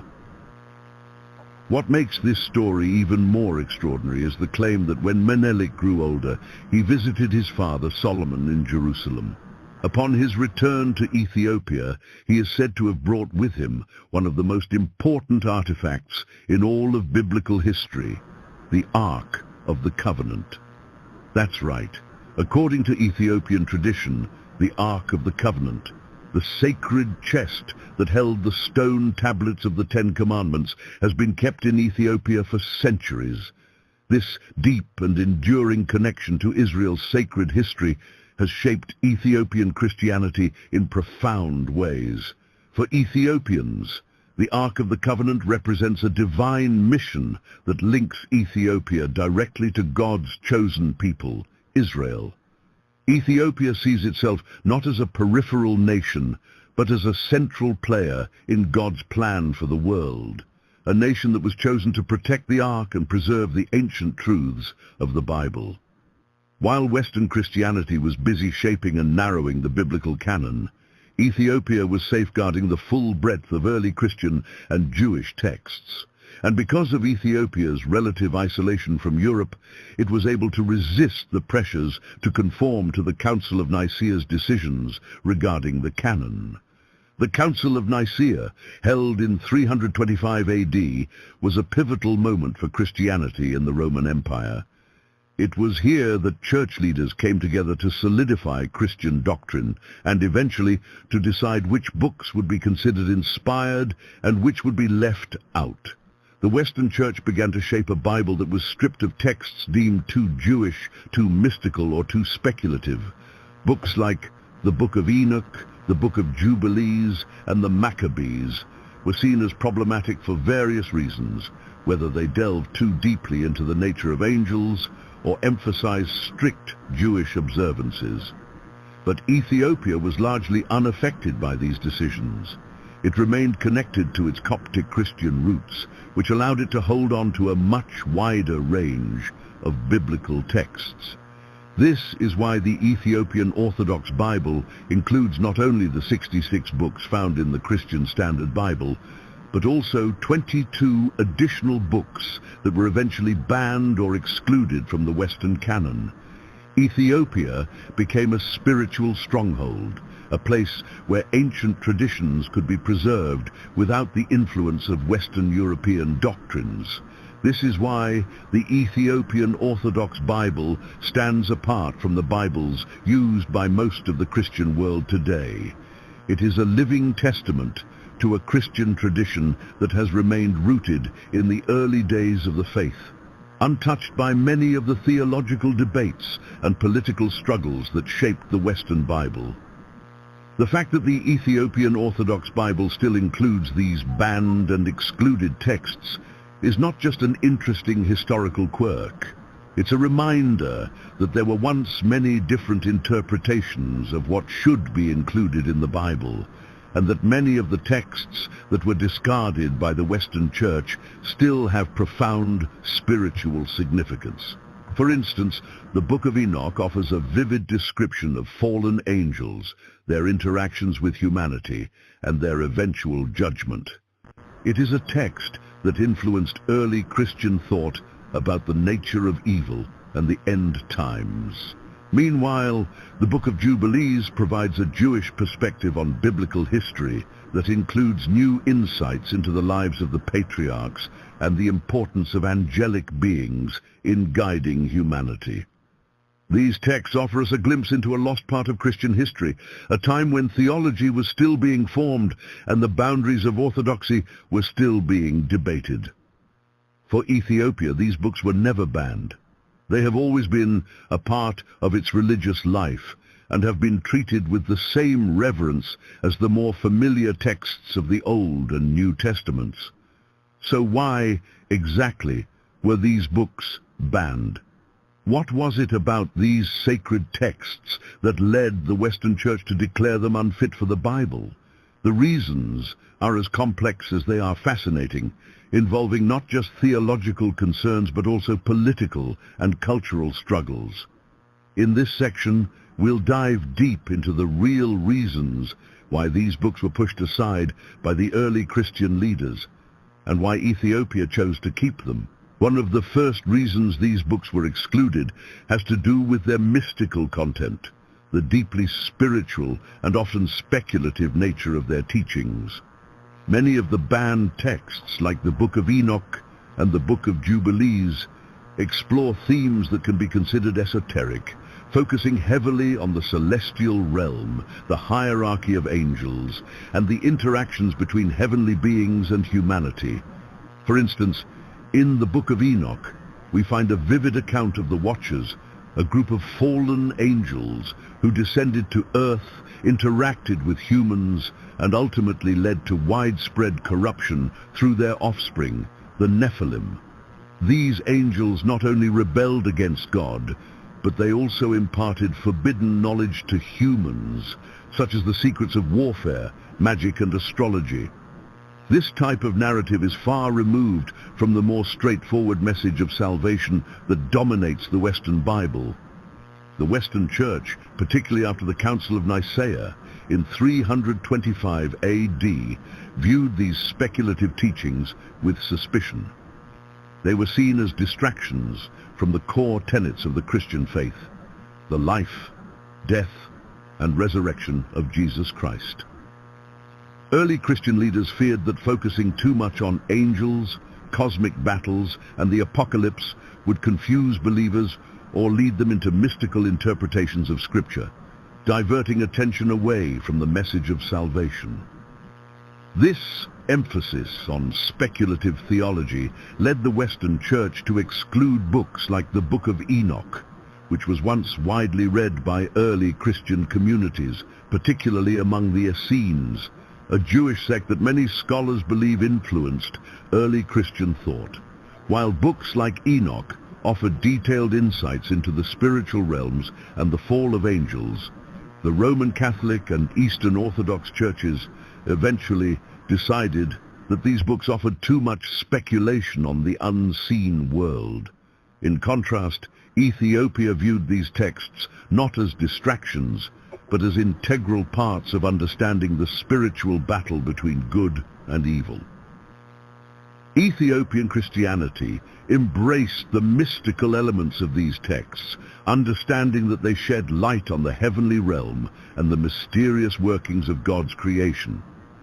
Another significant reason many of these books were banned is because of their close ties to Jewish traditions. Books like the Book of Jubilees and the Maccabees emphasize strict adherence to Jewish laws, such as the Sabbath, circumcision, and dietary practices. These books were written in a time when Judaism was not yet fully separated from what would become Christianity, and they reflect a worldview that places great importance on following the Mosaic law. For example, the Book of Jubilees, also known as Little Genesis, presents a retelling of biblical history from creation to the giving of the law at Mount Sinai. But it goes further than the familiar stories found in Genesis and Exodus. Jubilees insists on the importance of Jewish festivals, the Sabbath, and ritual purity in ways that make it clear that these laws are to be followed eternally. It also introduces a solar calendar, a 364-day year, that it claims was the original system God set for the Jewish people, in contrast to the lunar calendar adopted later. As early Christianity developed, it sought to distance itself from Judaism. The early Christian movement wanted to open itself up to Gentiles, and this meant moving away from strict observance of Jewish customs and laws. The Apostle Paul himself argued for the freedom from the law, preaching that salvation came through faith in Christ rather than through adherence to the Mosaic law. As the Western Church took shape, books that emphasized Jewish laws, like Jubilees and Maccabees, were seen as unnecessary relics of the past. Ethiopia, however, retained a much closer connection to Judaism. The Ethiopian Orthodox Church traces its lineage back to King Solomon through Menelik III, the son of Solomon and the Queen of Sheba. Because of this, Ethiopia's Christian tradition has always been deeply rooted in Jewish practices, and it sees no need to distance itself from them. As a result, these texts remained part of the Ethiopian Orthodox Bible, providing Ethiopians with a rich tradition that embraces both Old Testament law and Christian salvation. In fact, the Maccabees are particularly revered in Ethiopia. While Western Christianity largely relegated these texts to the apocryphal section, Ethiopia continued to use them as important reminders of Jewish resistance, faithfulness to God's law, and divine intervention in the face of persecution. The Maccabees were celebrated as heroes who defended the Jewish faith from being wiped out by foreign rulers, and their story remains deeply inspirational to Ethiopian Christians today. Another major reason these books were banned is that they were seen as a threat to Christian orthodoxy. The early church was in a period of transition and consolidation, and it was vital to establish a unified doctrine that could hold the faith. Okay, we back. They have it from that side of that perspective. There are still questions that has to be answered.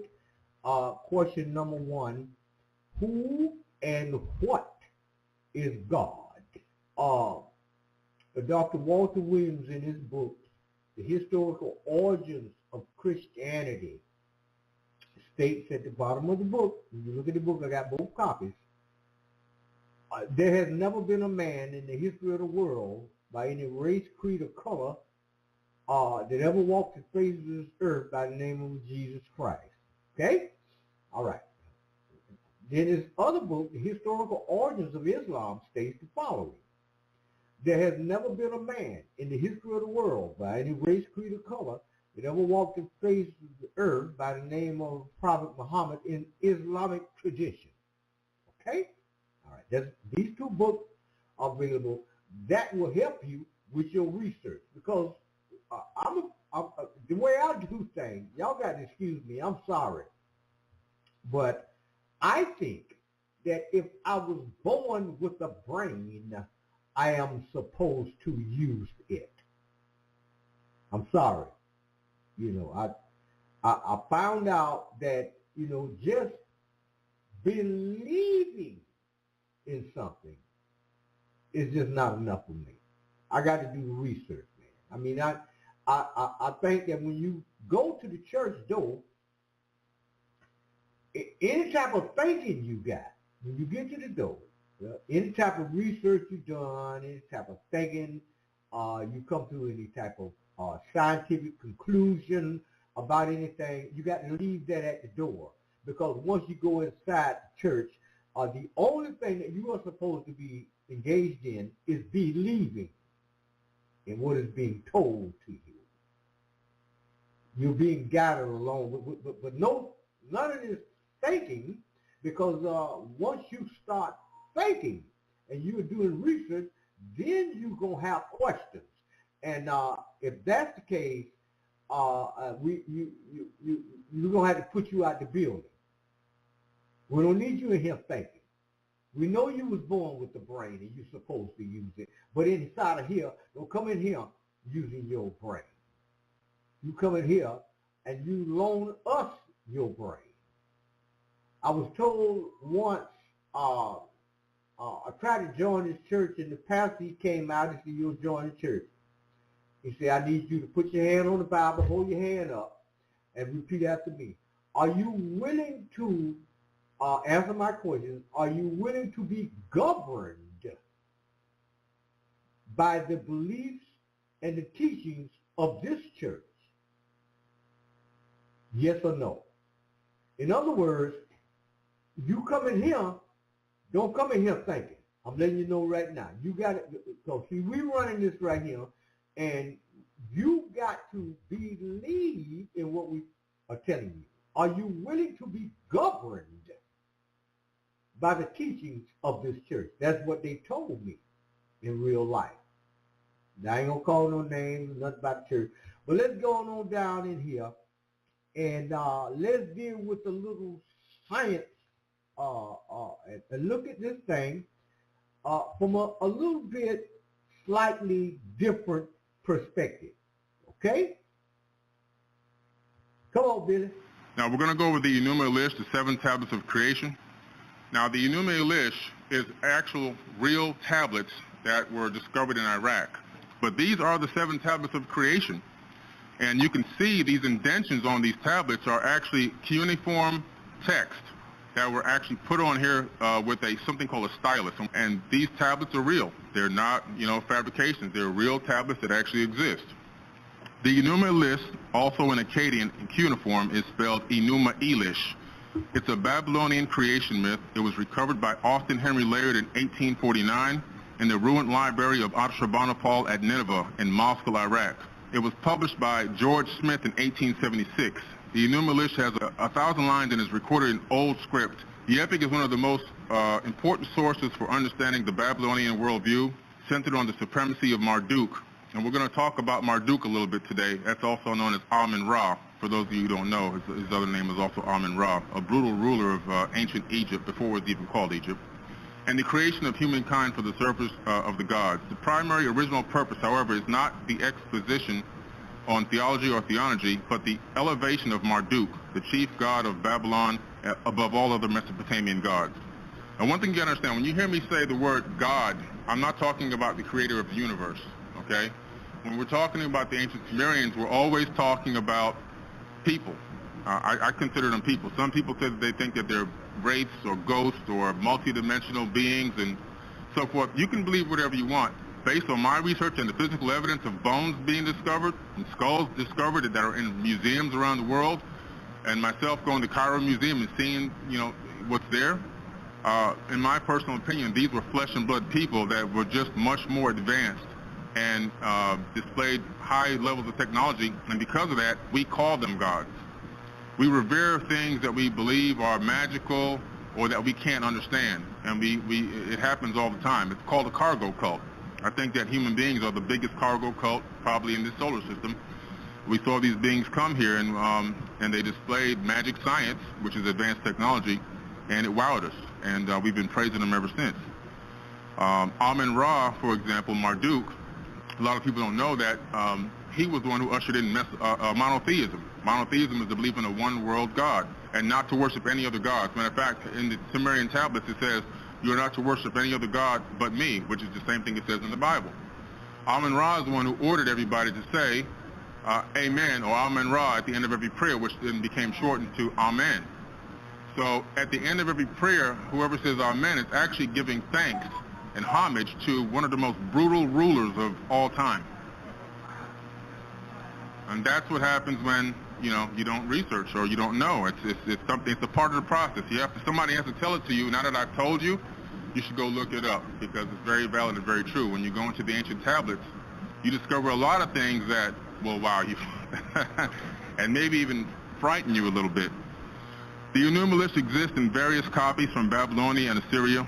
The version from the Library of Ashurbanipal dates back to the 7th century BCE. The composition of the text probably dates to the Bronze Age, to the time of Hammurabi, and perhaps earlier to the Kassite era, roughly 18th century to 16th century BCE. So we're talking about very old documents that predate the Bible by many, many, many thousands of years, okay?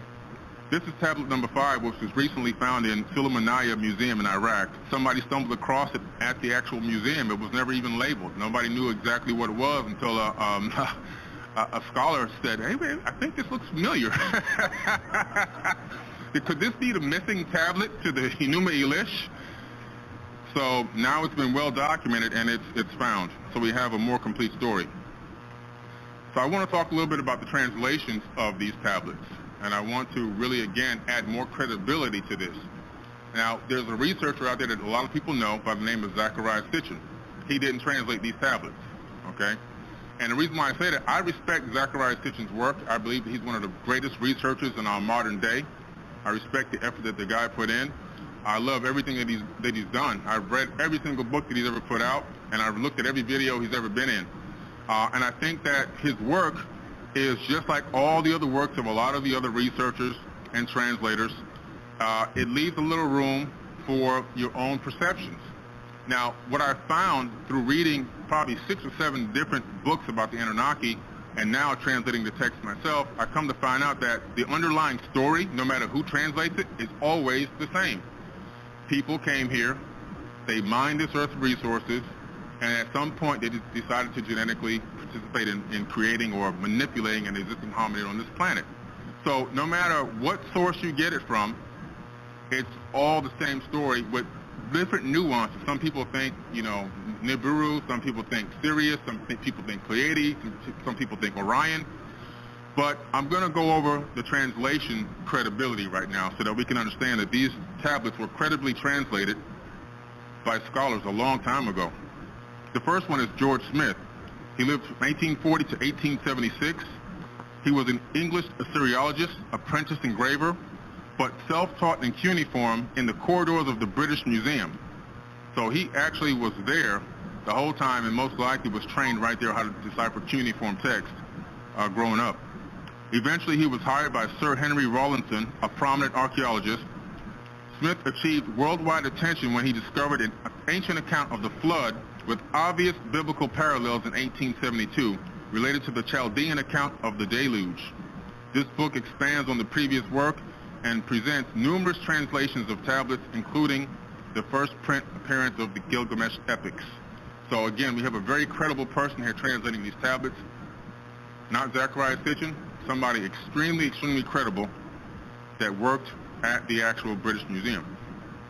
E.A. Spicer, I'm going to do a couple of these.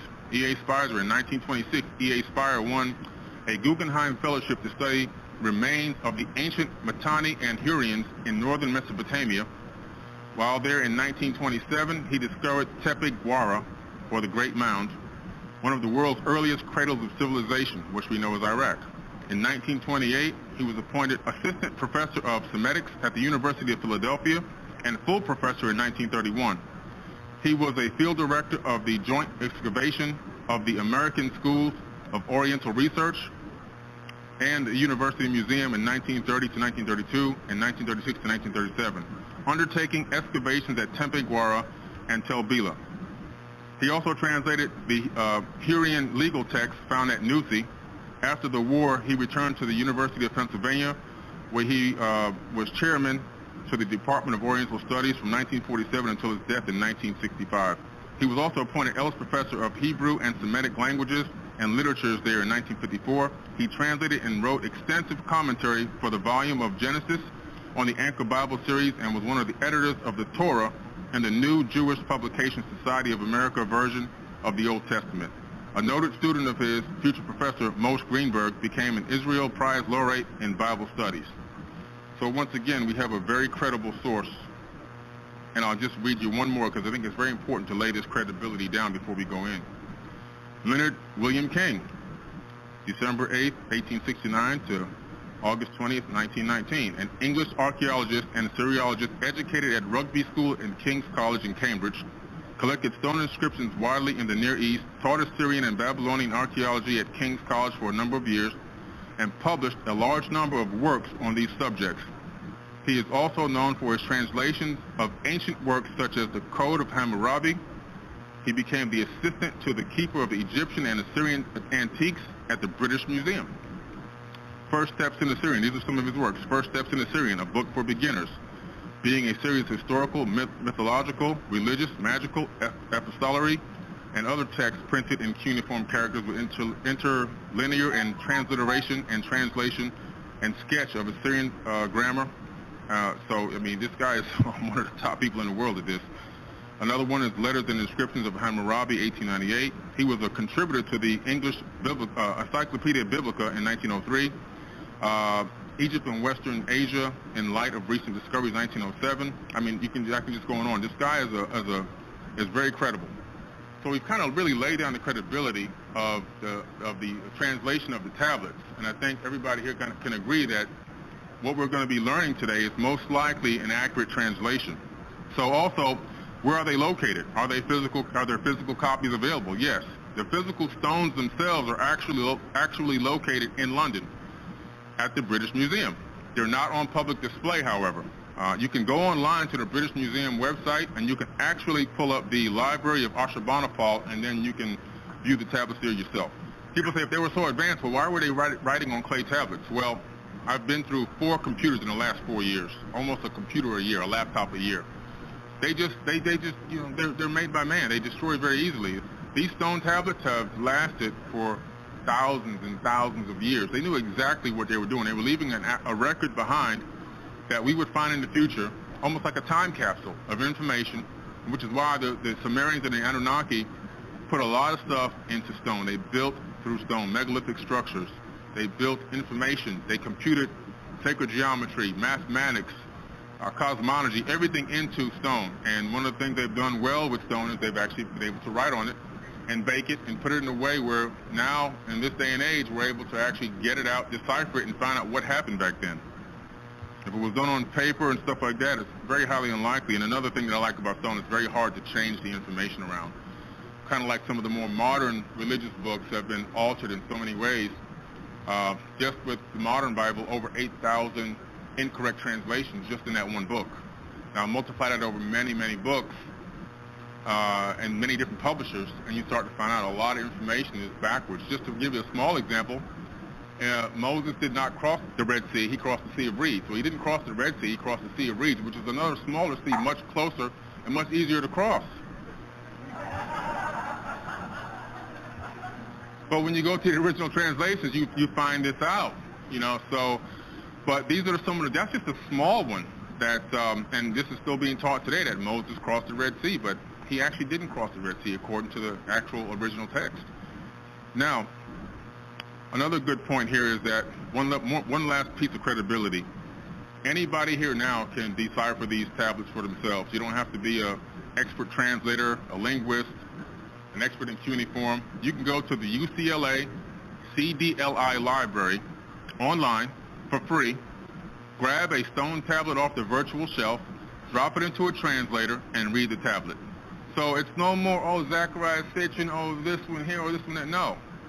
We can do it ourselves. It's up to us to find the information. It's up to us to dig and do the research. And all the tools have been made available to you in this day and age so that you can find out exactly what happened back then.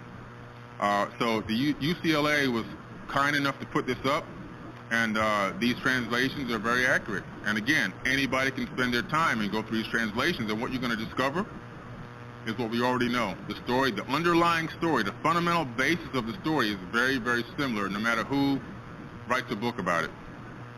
Now, the Torah has been known as the law of God, which is actually what it translates to. A lot of the text in the Torah comes from Assyrian and Sumerian. A lot of the information in this book, in this scripture, originates from thousands and thousands of years prior. And so a lot of people say, well, you know, you're saying names like Marduk when I'm talking online and making posts and stuff, and you're talking about Enki and Enlil and all these Anunnaki people, but where does their name exist anywhere else? It's in the Torah. The Torah knows all about Enki, Enlil, Marduk, all these people, all these characters. They're all in these texts. But some of the texts are amazingly copied virtually almost word for word from the Sumerian tablets. Here's the ancient Jewish history website, jewishvirtuallibrary.org, the jewishvirtuallibrary.org. And in here, I just did use the simple highlight tool to search for the word Marduk. But it's basically one of the lines that's saying that Marduk was the son of Enki, and that his rise to power ahead of time, because they always rose to power based on celestial movements, Marduk battled to rise to power ahead of time and became the one that rules in Pisces, which is when the Christian religion rose and monotheism rose, because he's the one who ushered in monotheism. He's the one who became the sun god and ordered Akhenaten to usher in monotheism. And another thing that a lot of people don't know, they've gotten it wrong, is a lot of the noses that have been knocked off of all the statues and so forth, it's not because white people didn't want black people to know that they were black. I just got to tell you like it is. It's because Akhenaten ordered it to be done. When I went to Egypt, not only did he order that, he ordered thousands upon thousands of glyphs, hieroglyphs of the ancient gods, Osiris and everybody else, to be defaced and removed, and a lot of them were even deleted. Many stories even deleted, which is why he was, you know, they proclaimed heresy against him and basically ran him out of there. But that's the truth behind monotheism and the truth behind a lot of these. No, I'm not saying all of them, but I'm telling you, based off of my personal experience, getting on a plane, getting my passport stamped, and going to Egypt, and sitting with homegrown Egyptologists and homegrown guides, and finding out these stories, and then researching these tablets for myself and researching these books, I found out that that's what happened. And there's so many areas when you go to Egypt that these temples are completely defaced. Almost every single hieroglyph has been scraped off. You can just see the outlines of the hieroglyph. And I'm talking about tens of thousands of glyphs. And these were done so long before Napoleon and all these other people even were born. Okay, so it's a fact. But the Jewish history knows all about Marduk and Enki and Enlil and everybody else. So that's the beginning part of what I wanted to talk about with the Enuma Elish. Now we're going to get into some cosmology, because the Enuma Elish is a very interesting story. It really is a combination of two stories. One part is talking about the creation of the solar system, which sounds like a battle between people, but it's really a battle between planets. The Sumerians wrote this story based on their belief that the planets were sentient beings and even gave them names. Now, over millennia, as the story was retold and retold, the names changed a little bit to the victor being the god ruling at that time. And in this particular case, Marduk was Nibiru, the planet that crashed into Tiamat, which we're going to see in a minute. Right here we have a picture, an image of the 2 trillion Hubble Skybook. They've now cataloged 2 trillion galaxies. And that's just a small view of the sky. And each galaxy has about 200 million suns and over 100 million planets. Now do the math just on that small spot of the sky that we've cataloged so far. The fact that we are not alone is not even a question. We're the new kids on the block. We just arrived here. There's people out there, and the human race is prevalent in this universe, prevalent in this galaxy at least. The evidence of it is all around us. There may be slightly different versions of us, how we look, the color of our skin and everything else, but the evidence is all around us. Let's take a little bit of a look at where we are. Right now we know that we're in the Milky Way galaxy, and that little tiny dot with that circle is our sun and our solar system. Out of all of those trillions and trillions of solar systems out there and galaxies and everything else, that's us, this little dot right here, on this outer arm, of the Milky Way galaxy. Now we've seen what we've been taught. Let's analyze what's really going on. Scientists now know that we are not from here, okay? We meaning our entire solar system. We are the aliens. Imagine the shock of growing up in a loving family with people you call mom and dad, and then suddenly learning that you are actually adopted. This same sense of shock came as scientists announced that the sun, the moon, our planet, and its siblings were not born into the familiar band of stars known as the Milky Way galaxy, but we actually belong to a strange formation with an unfamiliar name of the Sagittarius Dwarf Galaxy. We are from another galaxy. Earth is really a spaceship. We have, not in the sense of a metallic object, but an actual biological object. We've traveled as two galaxies have merged. Using volumes of data from the 2-micron all-sky survey, a major project to survey the sky in infrared light led by the University of Massachusetts, the astronomers are answering questions that have baffled scientists for decades and proving that our own Milky Way is consuming one of its neighbors in a dramatic display of ongoing galactic cannibalism. The study published in the Astrophysical Journal is the first to map the full extent of the Sagittarius galaxy and show its visual, vivid detail, how its debris wraps around and passes through our Milky Way galaxy. Sagittarius is 10,000 times smaller in mass than the Milky Way, and so it's getting stretched out, torn apart, and gobbled up by the bigger Milky Way. So we are from the Sagittarius Dwarf Galaxy, and this type of thing happens all the time, believe it or not. Galaxies collide and form bigger and bigger galaxies. A lot of people don't know that. Our galaxy is relatively small compared to some of the galaxies out there. Let's take a quick look at the Sagittarius Dwarf Galaxy and how it's wrapping around on this computer model, thanks to the University of Virginia.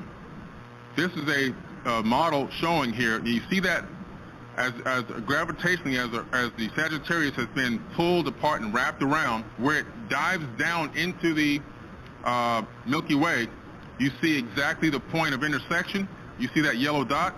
That's our sun. That's our sun right there. Okay?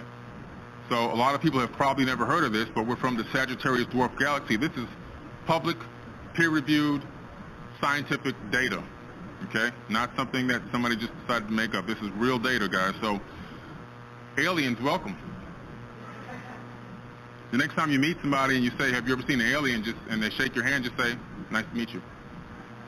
We're all aliens. We're not from here. Okay?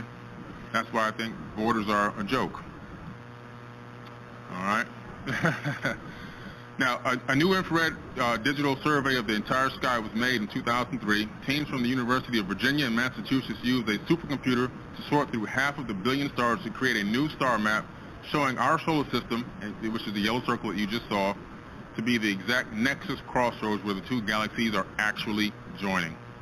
It's clear who the bully is in the interaction, says Stephen Majewski, University of Virginia professor of astronomy and lead author on the paper describing the results.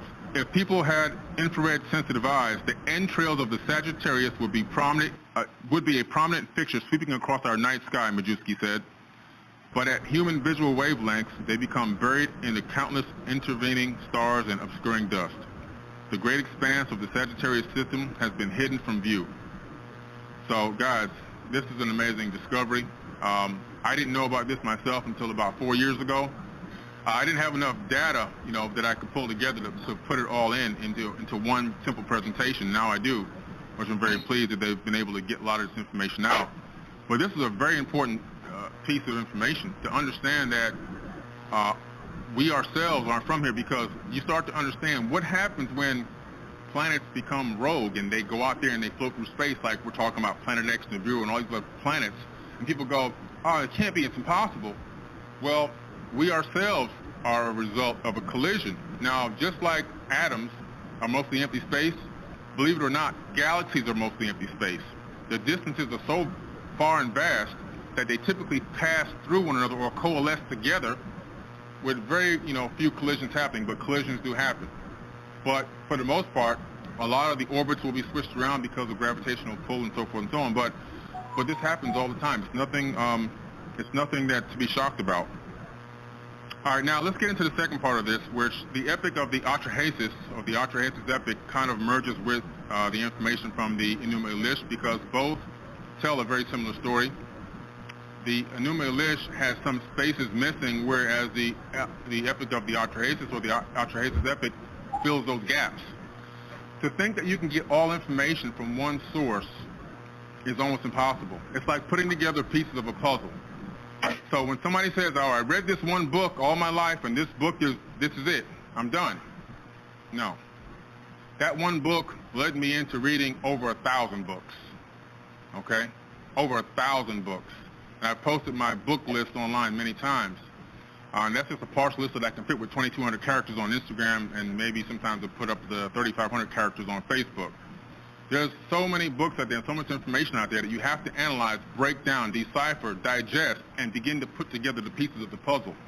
Even going into Sumerian tablets, you have to analyze the Mahabharata, the Bhagavad Gita, the Indian Vedas, in Sumerian tablets, the Bible, the Torah, the Quran. You have to analyze all of it. You can't just say, I'm going to read this one book and that's going to be history. That's everything that's happened. It doesn't work that way. You have to really go in and break everything down and start putting together the pieces of the puzzle. The Atrahasis epic is written at really around the same time as the Enuma Elish, and gives a little bit of a deeper account as to the part now that we're going to move away a little bit from cosmology into actual beings.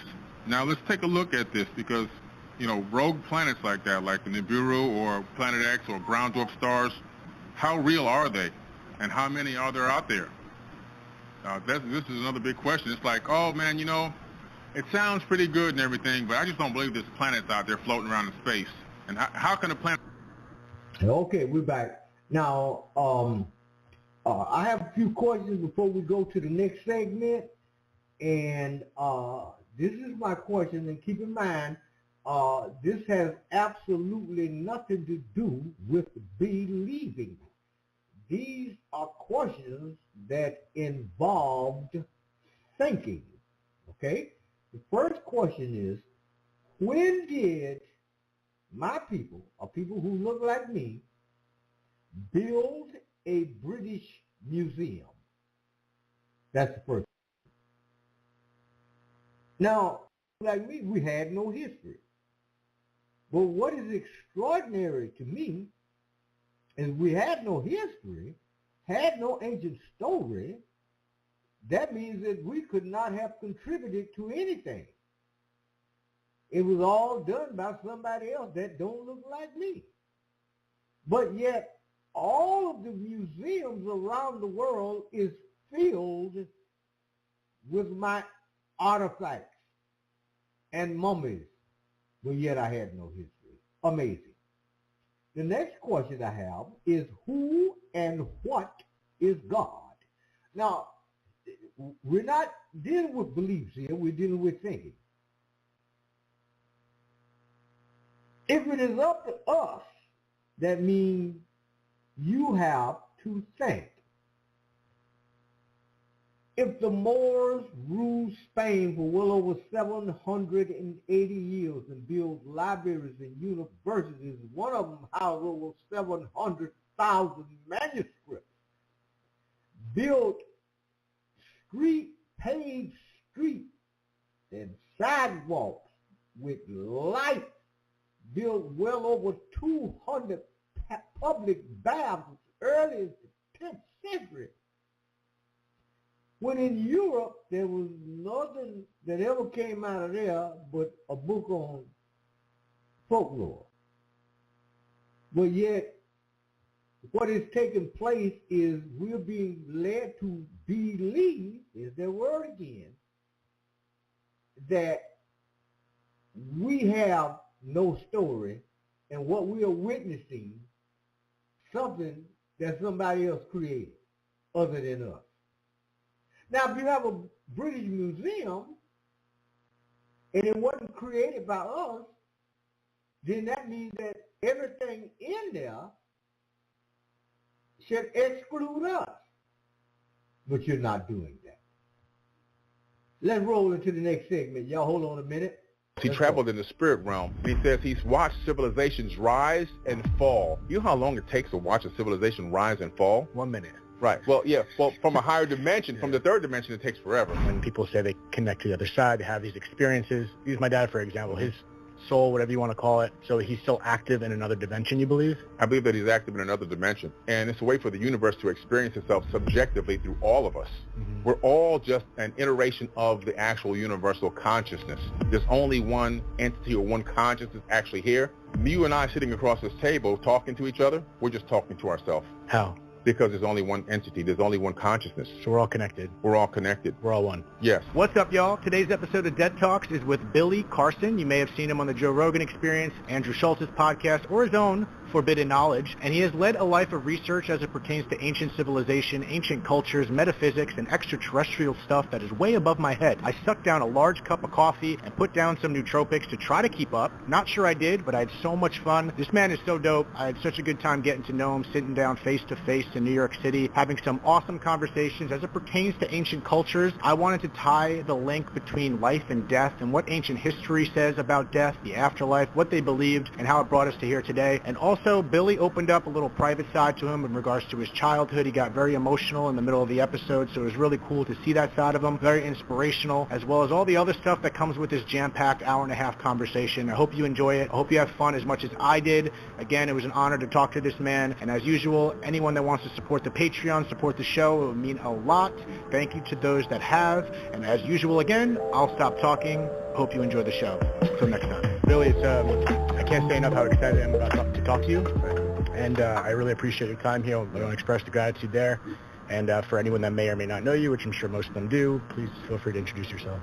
Well, the short version is I feel like I'm a Jedi that creates ripples in the space-time continuum that alters future realities in the third dimension. And so by that I mean that I'm doing the work now and you're doing the work now.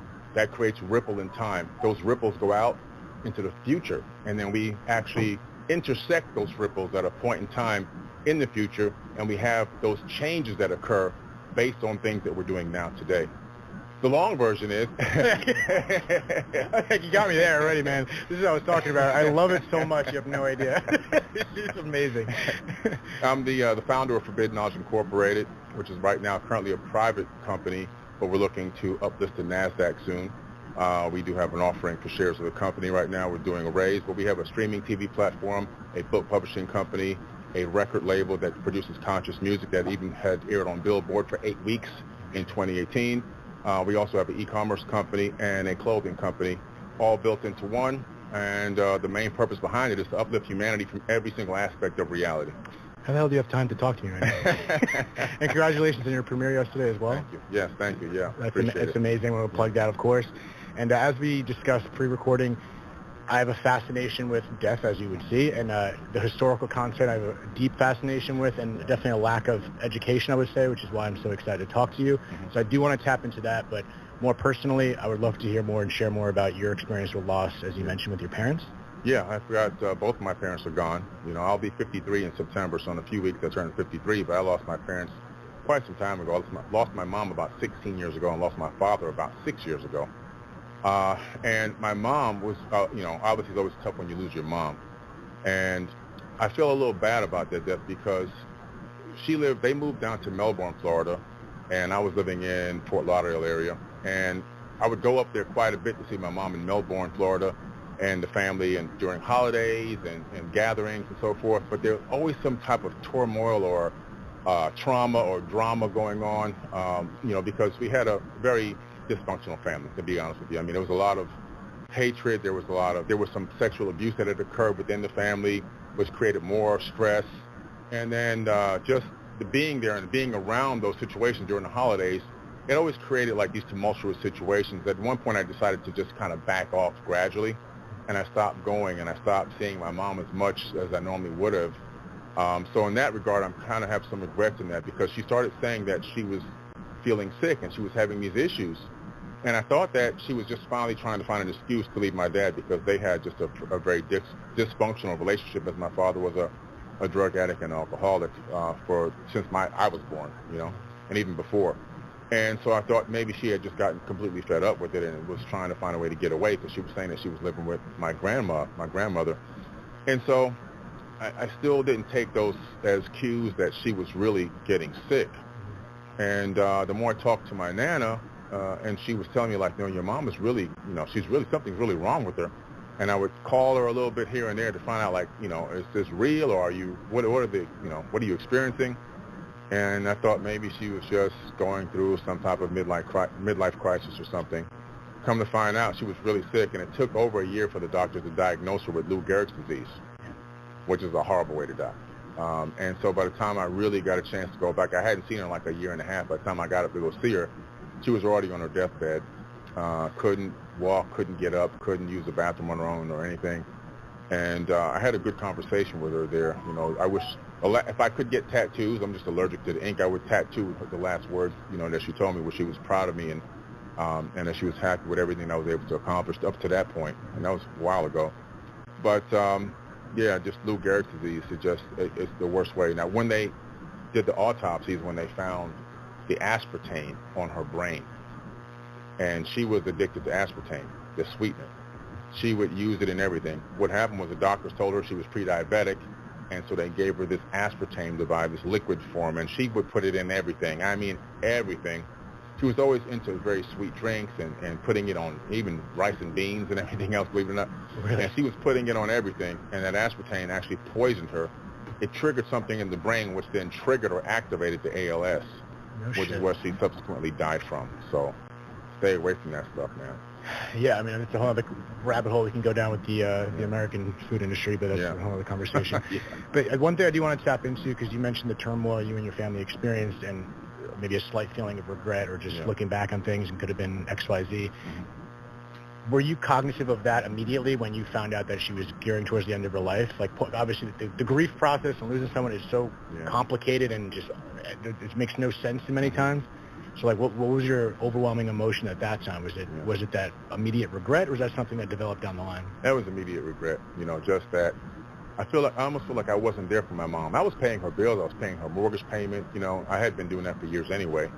But just being there, like seeing her face to face and just expressing that love. We didn't grow up in a very nurturing household, and I was still struggling to learn how to express love because I didn't really receive it in that kind of way. There wasn't a lot of hugs and I love yous growing up, but I knew that they did, but it just wasn't there.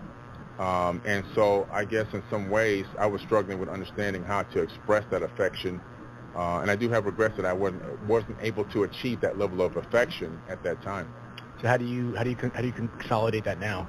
Yeah. Is that something you've worked with? Yeah, I've worked through it. You know, I've done trauma work on it. You know, I've brought it back up and analyzed it, felt the pain of it. And the thing about growing consciously and how you become born again in the spirit is realizing things that happened in the past, understanding the things that led up to your decisions, understanding what you may or may not have done wrong. And if you feel like you've done something wrong, to be able to face that head on, look yourself in the mirror, and then fully and wholeheartedly actually forgive yourself. A lot of people are waiting for an outside source to come in and forgive them. It's never going to happen. That's just a fairy tale.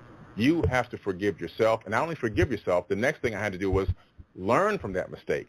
So that mistake taught me a valuable lesson in life, and to not be able to duplicate that mistake ever again. And that's when you grow consciously and spiritually. And that's what I'm saying, being born again in the spirit, when you can look back on your previous self and see, well, I was here, now I'm here because I recognize that I know more, I understand more, and I can act in ways that are never going to allow that to happen again, or for me to not allow that to happen to anybody else again. Yeah, I mean, I think that's what we're going to get into maybe the afterlife at some point, because I have questions on that, but I think that's why we're here. Maybe that's a silly way to dumb it down, but I think lessons is literally our existence in many ways. And at the same time, it's like I feel like we put so much pressure on ourselves to apply those lessons, and when we mess up again, it just starts digging ourselves deeper and deeper. But I think part of that process is giving yourself a little bit of grace. Yeah. And realize we're all fucking human. That's right. You know what I mean? It's like, that's right. I mean, if we're gonna make mistakes, and it's like then the whole question is like, how much does it really matter? Yeah. Like it matters like in our small world, but then the conversation we're gonna dive into, like when the ripple effects of beyond, it's like, I don't know. I'm going down a rabbit hole with no end right now, but you just kind of got me thinking, just about like I make mistakes. And especially with stuff that comes with regret, because regret is a really tough one, because you're looking back at something you can't change, you could only learn from. Right. And so as you as a grown man today, with that growing up with no affection or maybe minimal affection and love that you expressed, do you find yourself doing the same thing, or are you at this point in your life expressing more? I finally, got to a point in my life now when I learned how to express more affection, love, tell people I love them. And it took some time to develop that, to break out of that shell, because when you're not used to doing something, and you can turn it into a habit, but that habit can be kind of fake or surface. But you have to really feel that love and feel that affection. It can't be fake. And so I started realizing that I was trying to do it, but it wasn't real. I was just kind of going through the motions. And I've gone through, several relationships with that mindset and that level of affection, very surface level. And it's no wonder why. I mean, there's other factors to play there, but no wonder why they didn't really work out. It's not always the other person. Sometimes it's what you input as well, or not input. And fortunately for me, just recently, within the last 4 years, I've been really able to tap into that balance of masculine, feminine energy, and be able to express myself fully and totally to my loved ones, and tell them that I love them, and give them hugs, and really show that affection, and tell my wife that I love her, and really actually truly mean it on a very deep level. It took some time for me to get to that point. And that's what I'm curious about, because you also you mentioned actually forgiving yourself. You could have that conversation in your head, but then and back to what you said, it kind of feels like I'm faking it in certain ways. But what is that switch? What was that realization through that work? Because obviously you're a very intelligent person, so I wonder if that intelligence can get in the way of simplifying and like overthinking kind of thing. But what is that click that happened? Was it just literally just the contemplation of it over X amount of time? Yeah, contemplation, thinking about it. And one thing I learned actually being with my now wife is she told me that sometimes you're too logical. You work strictly on data points. But when you're dealing with emotions in life, it isn't just based on strictly logic and data points. So you have to feel in your body. She taught me how to go into my body and feel my emotions and sense what's really going on. And through that process of practicing that, I began to realize, there's more here. There's a lot deeper world that exists within this realm of emotions and feeling that I've got to tap into to take away some of the stoicism that I was operating in. And when I did that and released that and opened up and let go of the potential embarrassment of being emotional and feeling myself, then is when I had the big epiphanies. And that's when I realized, oh, wow. And that's when I began to really grow emotionally. Is there any ties to what you're saying in regards to, let's say, guys, we're tying this into the ancient past. Do you think back then, whatever that means, so long back then, was there more ties into that inwardness and less logical and more feeling and intuition and whatever the heck we got going on in here? Was there more ties to that as opposed to today where people seem maybe more logical and data operational, if that makes sense? Is that a big difference besides many things? Oh, yeah, for sure. Well, if you go into the ancient past, like the real deep antiquity, you find out, man, that everything was all about spirituality, understanding the afterlife, being ready and prepared to transfer or transform into the next version of yourself, being ready to transfer your mind into new bodies. I mean, all these things come up, when you're dealing with the ancient past. They talk about literally like controlling incarnations. Yeah, and okay, well, let's just get into it. Okay. And when you talk about this stuff, I'm going to ask you to explain to people, and when I say people, I mean me, very the layman terms of some things. You talk about the Emerald Tablets and the Sumerian Tablets.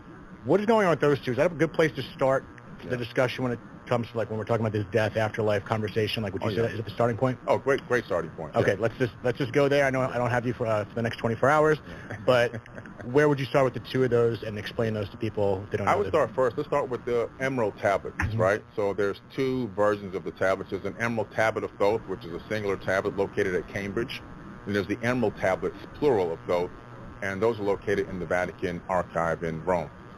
And both of these writings were authored directly by Thoth himself, Thoth. He's known as also Tahuti and Jehuti in Africa.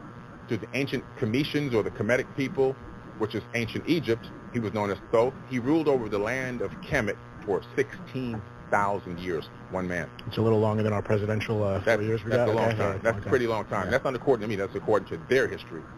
And so this guy, Thoth, he talked about being able to live immortality, achieve immortality through controlling his incarnations. And what he would do is he would go into something called the Halls of Amenti.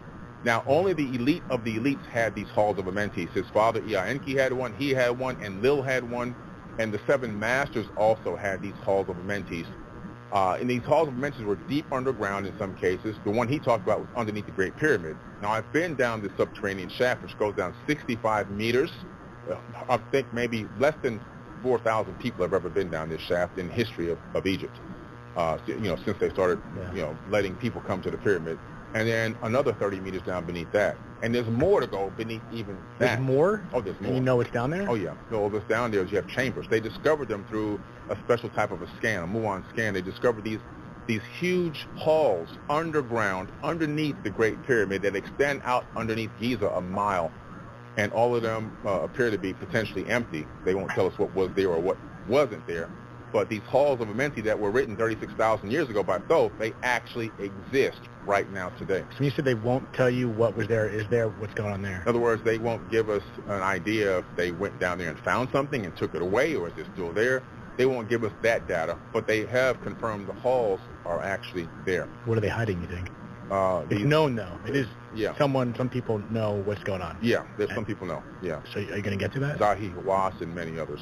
It's called the Halls of Amenti, where they have the rejuvenation chambers. Now, there's another area in Saqqara where they have another Halls of Amenti. They call it the Serapeum, and that's underground, and that is Enlil's or Enki's Halls of Amenti. I believe it's potentially Enki's Ptah in ancient Kemet, his Halls of Amenti. And these are gigantic, megalithic granite and diorite stone boxes that are in these halls that are, these alcoves are so tight, the box barely fits in there. Now, to give you an idea of why this is important, because a 1,000-ton diorite box or a 1,000-ton crystal granite box has to be carved from a piece that's about almost 2/3 larger than what you carved it down to. So that means that, first of all, you couldn't roll a gigantic ball of granite down there because it can't fit. The second thing is you can't even fit it into the alcove or the hall. And the third thing is, so you can't carve it in there. So how did they get there? You can't even navigate them after you carve them outside and put it. You can't get them. They're too big to navigate into those alcoves, which means they were manifested there or teleported there. When you analyze these halls, you realize that they look like the halls or segments of modules of a machine. And I took my Geiger counter with me, and I realized that these boxes are still radioactive. No shit. So they have higher than background radiation. And to confirm this, the last time I took people on a tour of Egypt, we got the head of antiquities to allow us to go in a locked door that had been locked for 50 years down in the Serapeum Halls of Amenti. And when we opened that door, there was almost a 2,000-ton stone box there made of diorite, and it had a radiation symbol on it. What? Still radioactive right now. And what's the timeline on this right now? How many years ago? We're talking, listen, these things could be 30, 40,000 years old. This is way older than mainstream is saying 4,000 or 5,000. No, these things are tens of thousands of years old, and it's just mind-blowing. Yeah, so if we're not taught this, clearly, obviously, there's reasons why they would put the kibosh on this. Oh, yeah. And is this life extension? Life extension? Yeah, it's life extension. Thoth says he would put his body in these things, right? And he would put his body in there. He would create bodies. So we're talking about avatars. What is that? Okay, go on. He wouldn't steal a body. Now, this is something we can do right now in science. I can take a skin cell from you right now.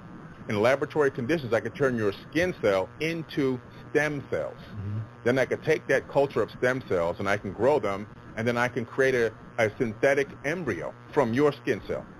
Now I can take that synthetic embryo and I can grow it to a full-grown version of you, and then I can actually transfer your mind into that new body. That's what they were doing right then.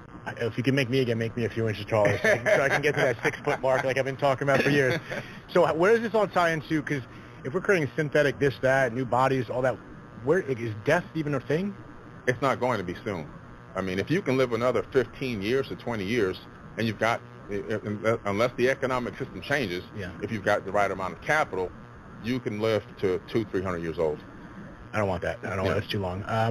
What about back then? So what do you see in regards to any writings, whether in the tablets or just across your knowledge about, was there discussion about death in the afterlife as we know it? Because for what you're explaining with all this stuff, it seems completely different, which doesn't make sense when I'm saying this out loud. But what is the ancient literature, like what is said about death and beliefs of afterlife? And then I have more questions, but let's the elites believed that they were immortals because they had overcome death through two methods. One, through the elixir of life, which was this concoction, a mixture of something they would drink to heal their wounds and organs, which was a mixture of colloidal silver and monoatomic gold water, and a third substance, which we don't specifically know exactly what it was. It was some type of a bush that grew in the bottom of a river. Yeah. Oh my God. Yeah. It's in the Epic of Gilgamesh, which is one of the great epics in the Sumerian tales that exist, and it's in the British Museum. And then the second thing is these halls of Amenti, where they would create these rejuvenation chambers, where those would put a body in there to rejuvenate over the course of 100 years. And he said he would walk amongst men unlike a man. Then he'd come back when that body was worn out, transferring his mind or consciousness into a new body, which they're doing in 2045.com. That's through Ray Kurzweil, this project where they're creating avatars and trying to transfer human minds into new bodies. So that's crazy. So we're working on doing what happened back then. Now, in terms of let's look at the ancient Egyptians, for example. During the time of ancient Kemet, before it was called Egypt, these pharaohs, which were demigods, they were half human, half Anunnaki. Kingship was handed down to them to be the liaison between the Anunnaki and mankind after the Great Flood. Now, prior to the Great Flood, we have the Sumerian Kings List, which is located in the Ashmolean Museum in Oxford, England. This list is a stone tablet that is covered in four sides with ancient text and cuneiform writing that has been deciphered for over 180 years that gives you the ruling and the kingship of these kings and the years that they ruled. One king, Alagar, will rule for 28,000 years. Another king ruling for 36,000 years. Another king rules for 14,000 years. You said it again? 14,000. 8 kings ruled for over 241,000 years. Okay, so if they're living this long, and they're obviously intentionally living that long, but prior to that, they were dying. There was actual death. Well, no, these kings weren't dying. These are beings that had found a way to achieve a version of immortality. Right. Some of them could die because in these tales, in these epics, some are actually murdered and killed through battle and war. So they can normal death, like normal death, nothing crazy. Yeah, sometimes they can't bring them back. Okay. Sometimes they can bring you back, but sometimes they can't. And why did they want to stay alive so long? Like, were they avoiding something? They know something about if they die, they go somewhere? They just had achieved this high level of geneticism and genetics and DNA and telomere perseverance and all these different techniques to extend life. Kind of like what we're trying to do now. Same exact thing. We're only doing exactly what they were doing. So is there any evidence of what they thought would happen in an afterlife? Was there an afterlife? Would they believe? Well, the Egyptians, when you go from the Kemetics, so where I was going with the Kemetic people were taught about this life extension, and they were taught how to mummify. That was the original origins of mummification. They weren't taught to be mummified, that the kings would be mummified for the purpose of going into the afterlife and sailing on the solar boat. That became a mythology later on with dynastic era Egyptians.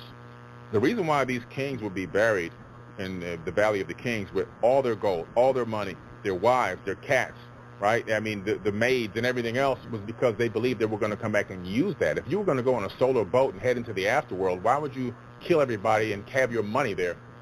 Because clearly, you know, your money can't be used in the afterlife.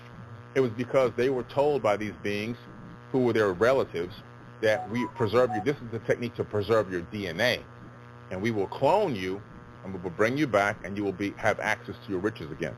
And then again, where are they going? Like, they're coming back, but do they have perception on where they're going? Like, well, what the afterlife is like? Yeah, their perception of the afterlife was, you know, let's see, in the ancients like Shilbaba and these other, the underworld and everything else, but a lot of that became mythology. Just mythology. The true fact is that they thought they were really coming back to live life again here in the third dimension and regain control of their own kingdom. So that's different than the standard belief of reincarnation. That is intentional. They say that they learn how to incarnate at will. And Thoth the Atlantean, he says, I can incarnate at will on and in the plane I desire. He's talking about incarnating not only in the third dimension, he says he can incarnate into higher dimensions. What's going on in those dimensions? Well, there's life in every dimension. We know that the universe itself is comprised of at least 11 dimensions according to theoretical physicists, like Michio Kaku, for example. Otherwise, the universe would actually collapse. The numeric models would say that it would literally collapse on itself.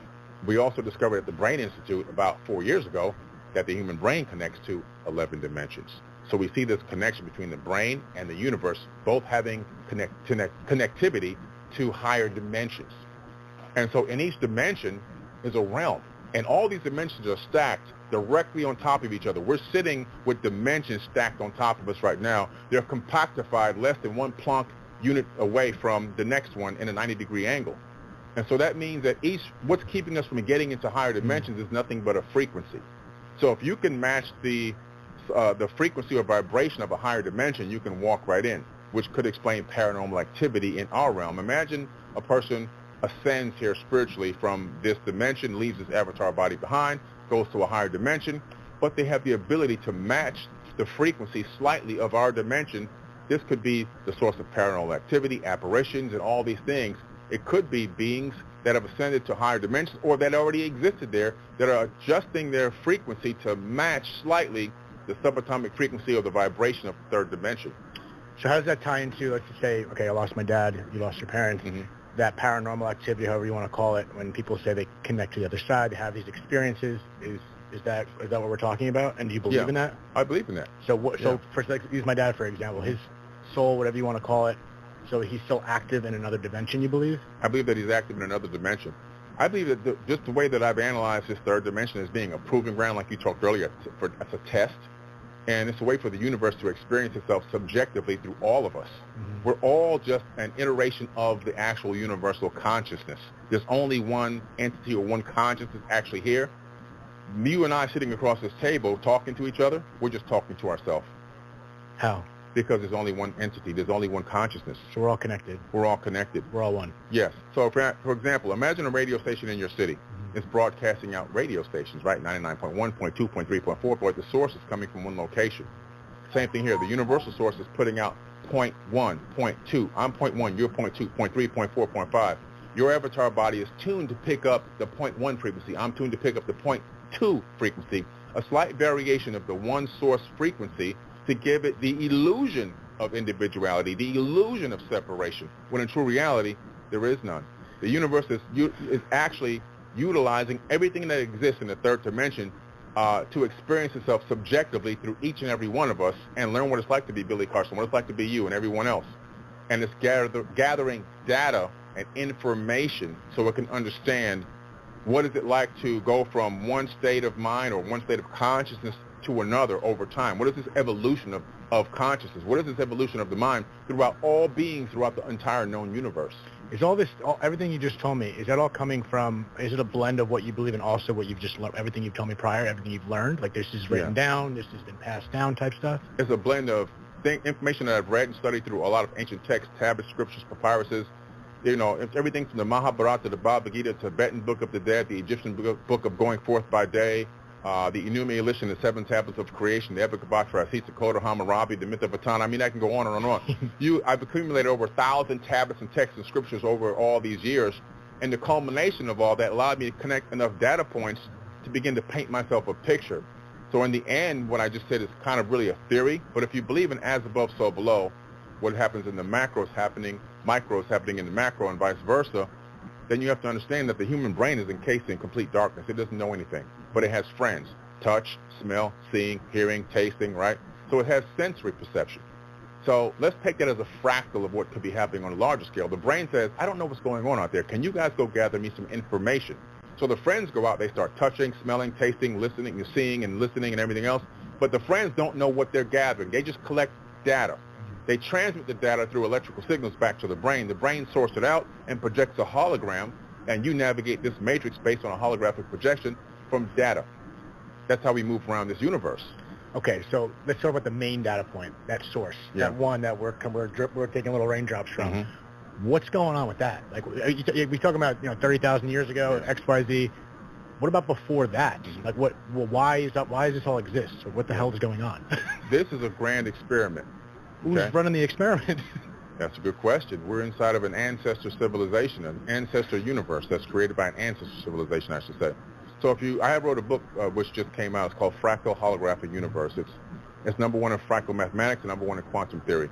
But in this book, I'm breaking down the science from real quantum physicists, theoretical physicists, and experts in supersymmetry on what this universe is made of and potentially what really is going on. Why is this here? What's going on? Well, when you analyze the fact that on the larger scale, the universal mind is utilizing us as its sensory perception system.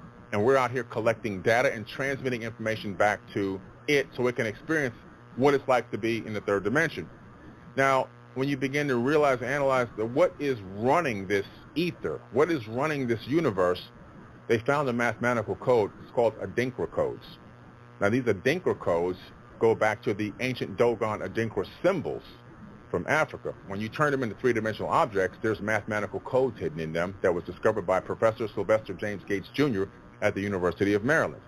And these error-correcting codes are the same exact error-correcting codes that run search engines and web browsers, but they found those same codes in the ether of space-time. What? Okay. Go on. So they discovered that this universe, the ancients were right. The Bible is right. The Quran is right. We're living in a creation. Now, the method of creation is something called a fractal holographic universal matrix. This is an energetic grid created by the Mandelbrot set fractal mathematical equation discovered by Benoit Mandelbrot. And then within that code are error-correcting codes that run the programming code that keep this entire universe functioning. We are literally creating one frame at a time as we need it in this universe. So fractal mathematics talks about the fact that they discovered this one fractal code, which is a very small mathematical formula that can create everything that exists in the known universe. And Pixar took that code from Benoit Mandelbrot and imported it into their cartoon or their animation software. They were the first ones to do it. They were able to create entire movies from one formula. The animation, the movements, the characters, the background scenes, the sky, the mountains, and all that, it's being created on the fly as the program code needs it. And they discovered that's the same exact code that's creating everything we need in this universe. So due to the double-slit experiment in quantum physics, we discovered that everything exists in terms of wave-particle duality, meaning that you're here and I'm here. Our homes exist as waves of potential. They're not even there unless another conscious observer looks at it, and those stacked atoms will collapse back into the same format. But when nobody's looking, they exist as waves of potential, waves of light. And only conscious observation collapses them into solid matter. So this universe is being created frame by frame by frame. Ah, that actually made sense to me. Like, I actually understood that one, I think. That's fucking mind-blowing, dude. Okay, so that formula you just told me, is that the source, or is there still a step of, like, who's creating that formula? Now, this is where it goes. So, who's creating? Who was the creator of this formula? Who, what? The Anunnaki in the ancient tablets, they call it the creator of all. So they didn't say God, they don't say universe, they said the creator of all. I'm sorry to cut you off. Just tell everyone who the Anunnaki, I know you mentioned it already, but explain that. The Anunnaki are these beings that are mentioned in ancient texts, tablets, scriptures, and papyruses from all around the world, all ancient cultures. In the Bible, they're called the Anak. In the Bible, it says we were grasshoppers in their eyesight. These were men of mighty, men of renown in the biblical text. In the Quran, same thing. In the indigenous cultures throughout the North Americas, the South Americas, Europe, all the way down into Australia, the same thing. Anuna, Anunnaki, in the ancient Kemet, the Netiru, the gods that came and turned mud into a kingdom. Right? All these people reference them. The Greeks call them the Pantheon. These are all the same beings, this group of beings that supposedly came from out of space to this planet and engaged mankind. In the book of Enoch, you discover their names and some of the things they did here. The first thing they did was Azazel taught human beings how to get metal ore out of the ground and smelt it and turn it into a sword that can cut somebody's head off. So it's not too good of a teaching there. Not ideal. But they engage it. They are the reason for the upturn in technological advancement in human civilization at such a rapid pace. The development of cities, canals, cleaning out the Tigris and Euphrates River to create irrigation. All that came from these beings. It's all written about in the ancient Sumerian tablets. And that's where it all starts. Like you said, it's from there. That's where you get the Quran, the information in the Quran, Bible, all that. It all trickles down. The biblical text is all copied from, in the Quran, it's all copied ancient texts from these ancient tablets, scriptures, papyruses. It's all copied. The Bible was written from 100 AD to 900 AD, long after the people were dead and gone. Yeah. And I apologize for cutting you off. I just wanted you to explain the Anunnaki, but now you're going back to the formula and then who wrote that. Right. You mentioned the Anunnaki at some point there. So we're talking about, listen, you know, in these ancient texts, you know, the Anunnaki say the creator of all. Well, who's the creator of all? They themselves, who are masquerading as gods on this planet to people, knew that they weren't the creator of all, but there was somebody above them that really created Kanye everything. West. Right? So, that's funny. So who is it? So in theoretical physicists and quantum physicists have been bumping this idea around, like, what is base reality? It appears that we're not living in base reality, and I cover this in my book. It appears that we're living in this stacked reality matrix. In other words, we have a universe here, but there could be one above us, an ancestor civilization, and another ancestor Is it the 11 civilization. dimensions or no? No, this is outside of 11. Oh, This Jesus, is just Mary and this Joseph. is just a creator universe that's 11-dimensional. For example, we have a video game. 14 college students created a video game called No Man's Sky. It's on one DVD disc. It has 80 quadrillion planets and unlimited life forms, and the game never ends. Now they're going to inject AI into this software. So these people that are in there are people in there, they're going to become conscious. They're going to be asking, who is our creator? Why are we here? Who created this universe? What is our big bang? Well, when we turn your game console on, that's the big so bang. this becomes sentient? They'll be... Oh yeah. Well, we're going to get to you know, AGI soon, which is the next level of sentience for machine learning and computer learning. And so now also the Sims owner, the creator of the Sims, people go to jobs, they have babies, they go to parties. They're going to insert the AI in there, and those people are going to become conscious. So we're only replicating what's already been done. Now we're creating conscious universes within this universe. So is it possible we're in the Sims right now? Yeah. This is a simulation. I wish it was, because I used to play Sims growing up, and there was one cheat code, it was Rosebud, semicolon, it was like, and you get all the money in the world. So after this, So there's cheat codes here. And I'm getting off, there's so many directions I want to go here. So is that what the cheat code is, the whole manifestation? The cheat code is manifestation. Sorry to cut you off. There's so much information. I'm trying to keep it tight. You're not cutting me off. It's okay. The cheat code is learning how to operate within the power of abundance and manifestation and walking in your divine power. Understanding the power that's within you and going to inner space. Don't worry about outer space. And through that method, you can achieve anything you want in this realm. And again, inward. Yes, inward. And how do you tap into your inward? Is that meditate? Is there specific methods? Is that a secret you can't share? There's a few. Yes, there's a few, yeah. I do a walking meditation. So meditation is not just sitting in a lotus position, you know, like this. That's a different type of meditation. But when you do a walking meditation, and even sports are meditation, sports that force you to use the left and right side of the body, like table tennis, which was recommended by Dr. Daniel Amen to me, it creates something that activates the left and the right hemisphere of the brain. And when you're doing that, plus also then hyper-focusing on something, you create this hyper-focus and you create this ability, this incredible ability for the brain to really sync up with the thing that you're trying to create or manifest or achieve. And it gives you this higher level of ability to get that thing. For example, I'm walking down the beach, I'm doing my walking meditation, activating left and right hemisphere.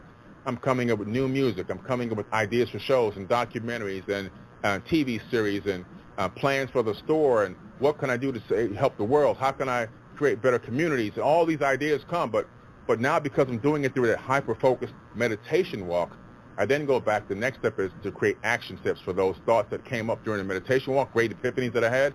And then through the action steps, those create manifestations. Okay, so logistically, what is the step-by-step of this actual walk? Are you specifically doing anything emotionally or any kind of mantra, or is it literally just walking and focusing on whatever you want to accomplish? Walking and focusing on whatever you want to accomplish. And you'll be surprised how many phenomenal ideas will pop into your mind through that walking meditation. I do a 5-mile walking meditation whenever I'm in the area of my house. On the weekends, I do a 5-mile beach walk. And it's just, for the last 15 years, it's changed my life and transformed my life immensely. And I came up with a formula for this. It's called CT multiplied by A equals M. Conscious thought multiplied by action equals manifestation. You can't get to the manifestation without the first two. Yeah, that's where I think it gets confused. People, I'm just going to manifest and sit there and do nothing. It's, it's the action. Right. So in regards to, I want to pretend I'm going to try to keep it on topic, just so it's an excuse to talk to you, obviously. So if someone's, say, going through whatever, X, Y, Z, it doesn't have to be these grand tasks. If they're just feeling something emotionally, whether it's grief, this, that, or the other, you can just apply this walking meditation with the focus of, I want to feel, is it like a positive affirmation while you're saying it? Like, say you're feeling deep grief, I want to get through this. Like, what are the words someone might say? For grief and things like that, depression, it goes to positive. I'm glad you brought positive affirmations. That's why I wrote a song called Affirmations. I think it has millions of streams on Apple Music and everything else worldwide. And so this affirmation song, what it does, it empowers you by reprogramming yourself on a positive high-frequency level, because the cymatic frequencies that are coming out of your vocal box, they sound like words, though. We call them words, but they're actually frequencies. Those frequencies vibrate at a specific range that actually excite the cells in your body, and those cell excitements actually create a change in the way you see yourself, the way you feel yourself. Emotionally, thus release different hormones in the body. And scientists did an experiment. If you speak positive affirmations out loud to yourself at least 3 times a day with real feeling and emotion behind it, in 21 days, you actually rewrite your DNA. Scientifically proven. And what is the trick? 'Cause I do apply that, Yeah. and sometimes it goes back to what you said earlier about that faking idea, which I think is, in my opinion, part of it. You got to do it until you do feel it. Yeah. And is that part of it? Because like, how do you personally pull up that emotion? Is it, maybe it's just like clockwork for you now, but what is that step to actually feel it as opposed to just saying it? Because it's a heart-mind connection. I feel is like Dispenza always says. I feel like is the important connection. And I kind of feel like that's what you're saying. Yeah, yeah. How do you feel that? The reason why I created the song is because music has the ability to tap into emotion. That frequency? The frequency. So I created a very emotional sounding song with real violin and everything else. And shout out to Richard Wagner for helping me produce this track. He's on the violin. But this song with the affirmations on top actually help you achieve this. I mean, so many people come up to me from all over the world whenever I go. They get so emotional talking about this song. And the affirmations that I put into this 3 minutes and whatever, 40 seconds, it can apply to anyone in any situation throughout anybody's life. And so they get into the habit and the emotion of going through this. And then once you do that enough, you can just tap into it. So the song kind of kickstarts. So for me, it's the music that kickstarts the feeling and the emotion. And then saying the affirmation allows me to embed that emotion into the affirmations and then get my body to respond. Frequencies, man. Yeah. What you're doing can you fly? Like, how'd you get here? Some crazy shit, man. I fucking love it. This is like my audition to become your friend. This is insane. Okay, so I want to go backwards again, backwards, forwards, whatever. Time's an illusion. When we're talking about it all came from one source, and I feel like it might offend a lot of people that have their specific beliefs. Oh, wait, no, it started with the Bible, it started with X, that, and the other, but it really came from way before. So is it just human shit that just kind of like flooded it, and where as I always said, I feel like with the religions that I don't know everything about, I feel like we're all kind of saying the same thing. We're all kind of saying the same thing. It's just like different stories. It's just different iterations of the same information. If you read the Emerald Tablets of Thoth, you realize that all religions sprung up from that, because that came first. So what came first, the chicken or the egg? As a matter of fact, in my book, Compendium of the Emerald Tablets, I list the words of Jesus and the words of Thoth, Atlantean, side by side. And you go, oh my goodness, he's saying the same thing that Thoth says. How is that possible? When you read the Gospel of the Holy 12, which was left out of the Bible, you discover that he actually went to Egypt to learn the Egyptian mysteries, which were taught by Thoth the Atlantean. So he learned this information from an ancient wisdom teacher, and then that's why he's regurgitating it in the New Testament of the biblical text. Yeah, I'm like halfway through it now. My ADD that I haven't diagnosed myself with kicked in, and I started reading something else. I was reading a book called The Case for Christ, and they were talking about the 12 Gospels and why they didn't select all of them. It was based on, I guess, eyewitness testimony and what they just put, but it still seemed kind of like, it was manipulative. And what I'm trying to say with that is, like, when people try to quote-unquote debunk ancient texts like that, okay, it's been around for a long time, and there's been a lot of translations and a lot of hands that's kind of passed through. Do you leave any potential room for error in regards to the interpretation of the tablets or anything like that? Is there any potential for error in that and maybe mistranslation or anything like that? It's very hard to mistranslate the tablets, because the tablets are being deciphered not by anybody who's got their own agenda. They're being translated by, right now, computers, for example. So you can go to the UCLA CDLI Online Cuneiform Digital Library, and you can grab a stone tablet and translate it right inside the system. Yeah, it was 10 minutes from there. I gotta go. I could just go. Yeah. Okay. And you can just read it. And so the reason is like, wait a minute. So this is what it says. This is well documented information. And then we found even older stone tablets that have the same information on them. In other words, people were trying to duplicate the tablet. They wanted to save it in stone so it could stand the test of time. Now, when you get into the parchment paper and the actual written hand stuff, all of a sudden you see that they've copied these stories, but they put a little twist on them. So you'll see stories where they've been kind of remixed and made it into a lot of these religious books. And you realize that these religious books were written long after the people were long gone. There was nobody running behind Jesus saying, say that one more time, Jesus. I didn't quite get that last sentence. It just didn't happen like that. Yeah. You got to realize that the Bible was written after he was dead for thousands of years. So what's really going on here? It's mankind's way of trying to understand the past.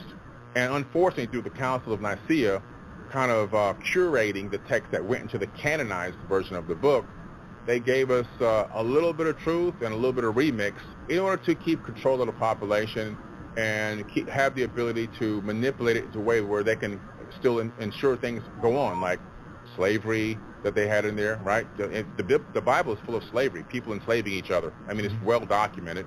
And different rules that they want to do, like keeping women down and oppressing women, that's all in there.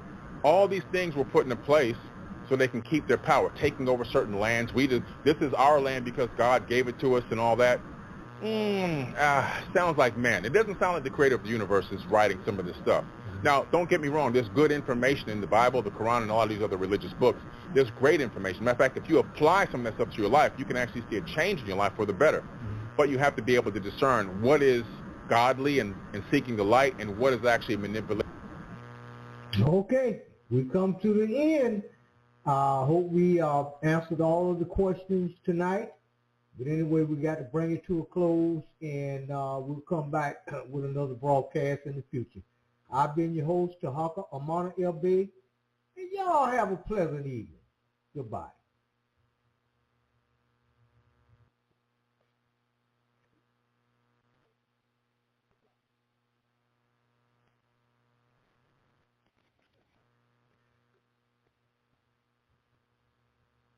Every day when you log in to ChumbaCasino.com, the ultimate online social casino, you get a free daily bonus. Imagine if you got daily bonuses in other parts of your life. I chose French fries over loaded French fries. I asked Stuart from accounting about his weekend, even though I don't care. I updated my operating system without having to call tech support. Collect your free daily bonus at ChumbaCasino.com now. And live the Chumba life. BDW Group. No purchase necessary. Void where prohibited by law. See terms and conditions. 18+. At Farrah & Farrah, our philosophy can be boiled down to one word: respect. Respect for every client regardless of who they are or the size of their case. Respect for innocent victims. And respect for the law. So when the insurance company thinks they can bully you instead of paying a claim, we respectfully disagree. If you're hurt, call Farrah & Farrah. We'll help you get the respect you deserve. Call 800-500-5555. Jacksonville.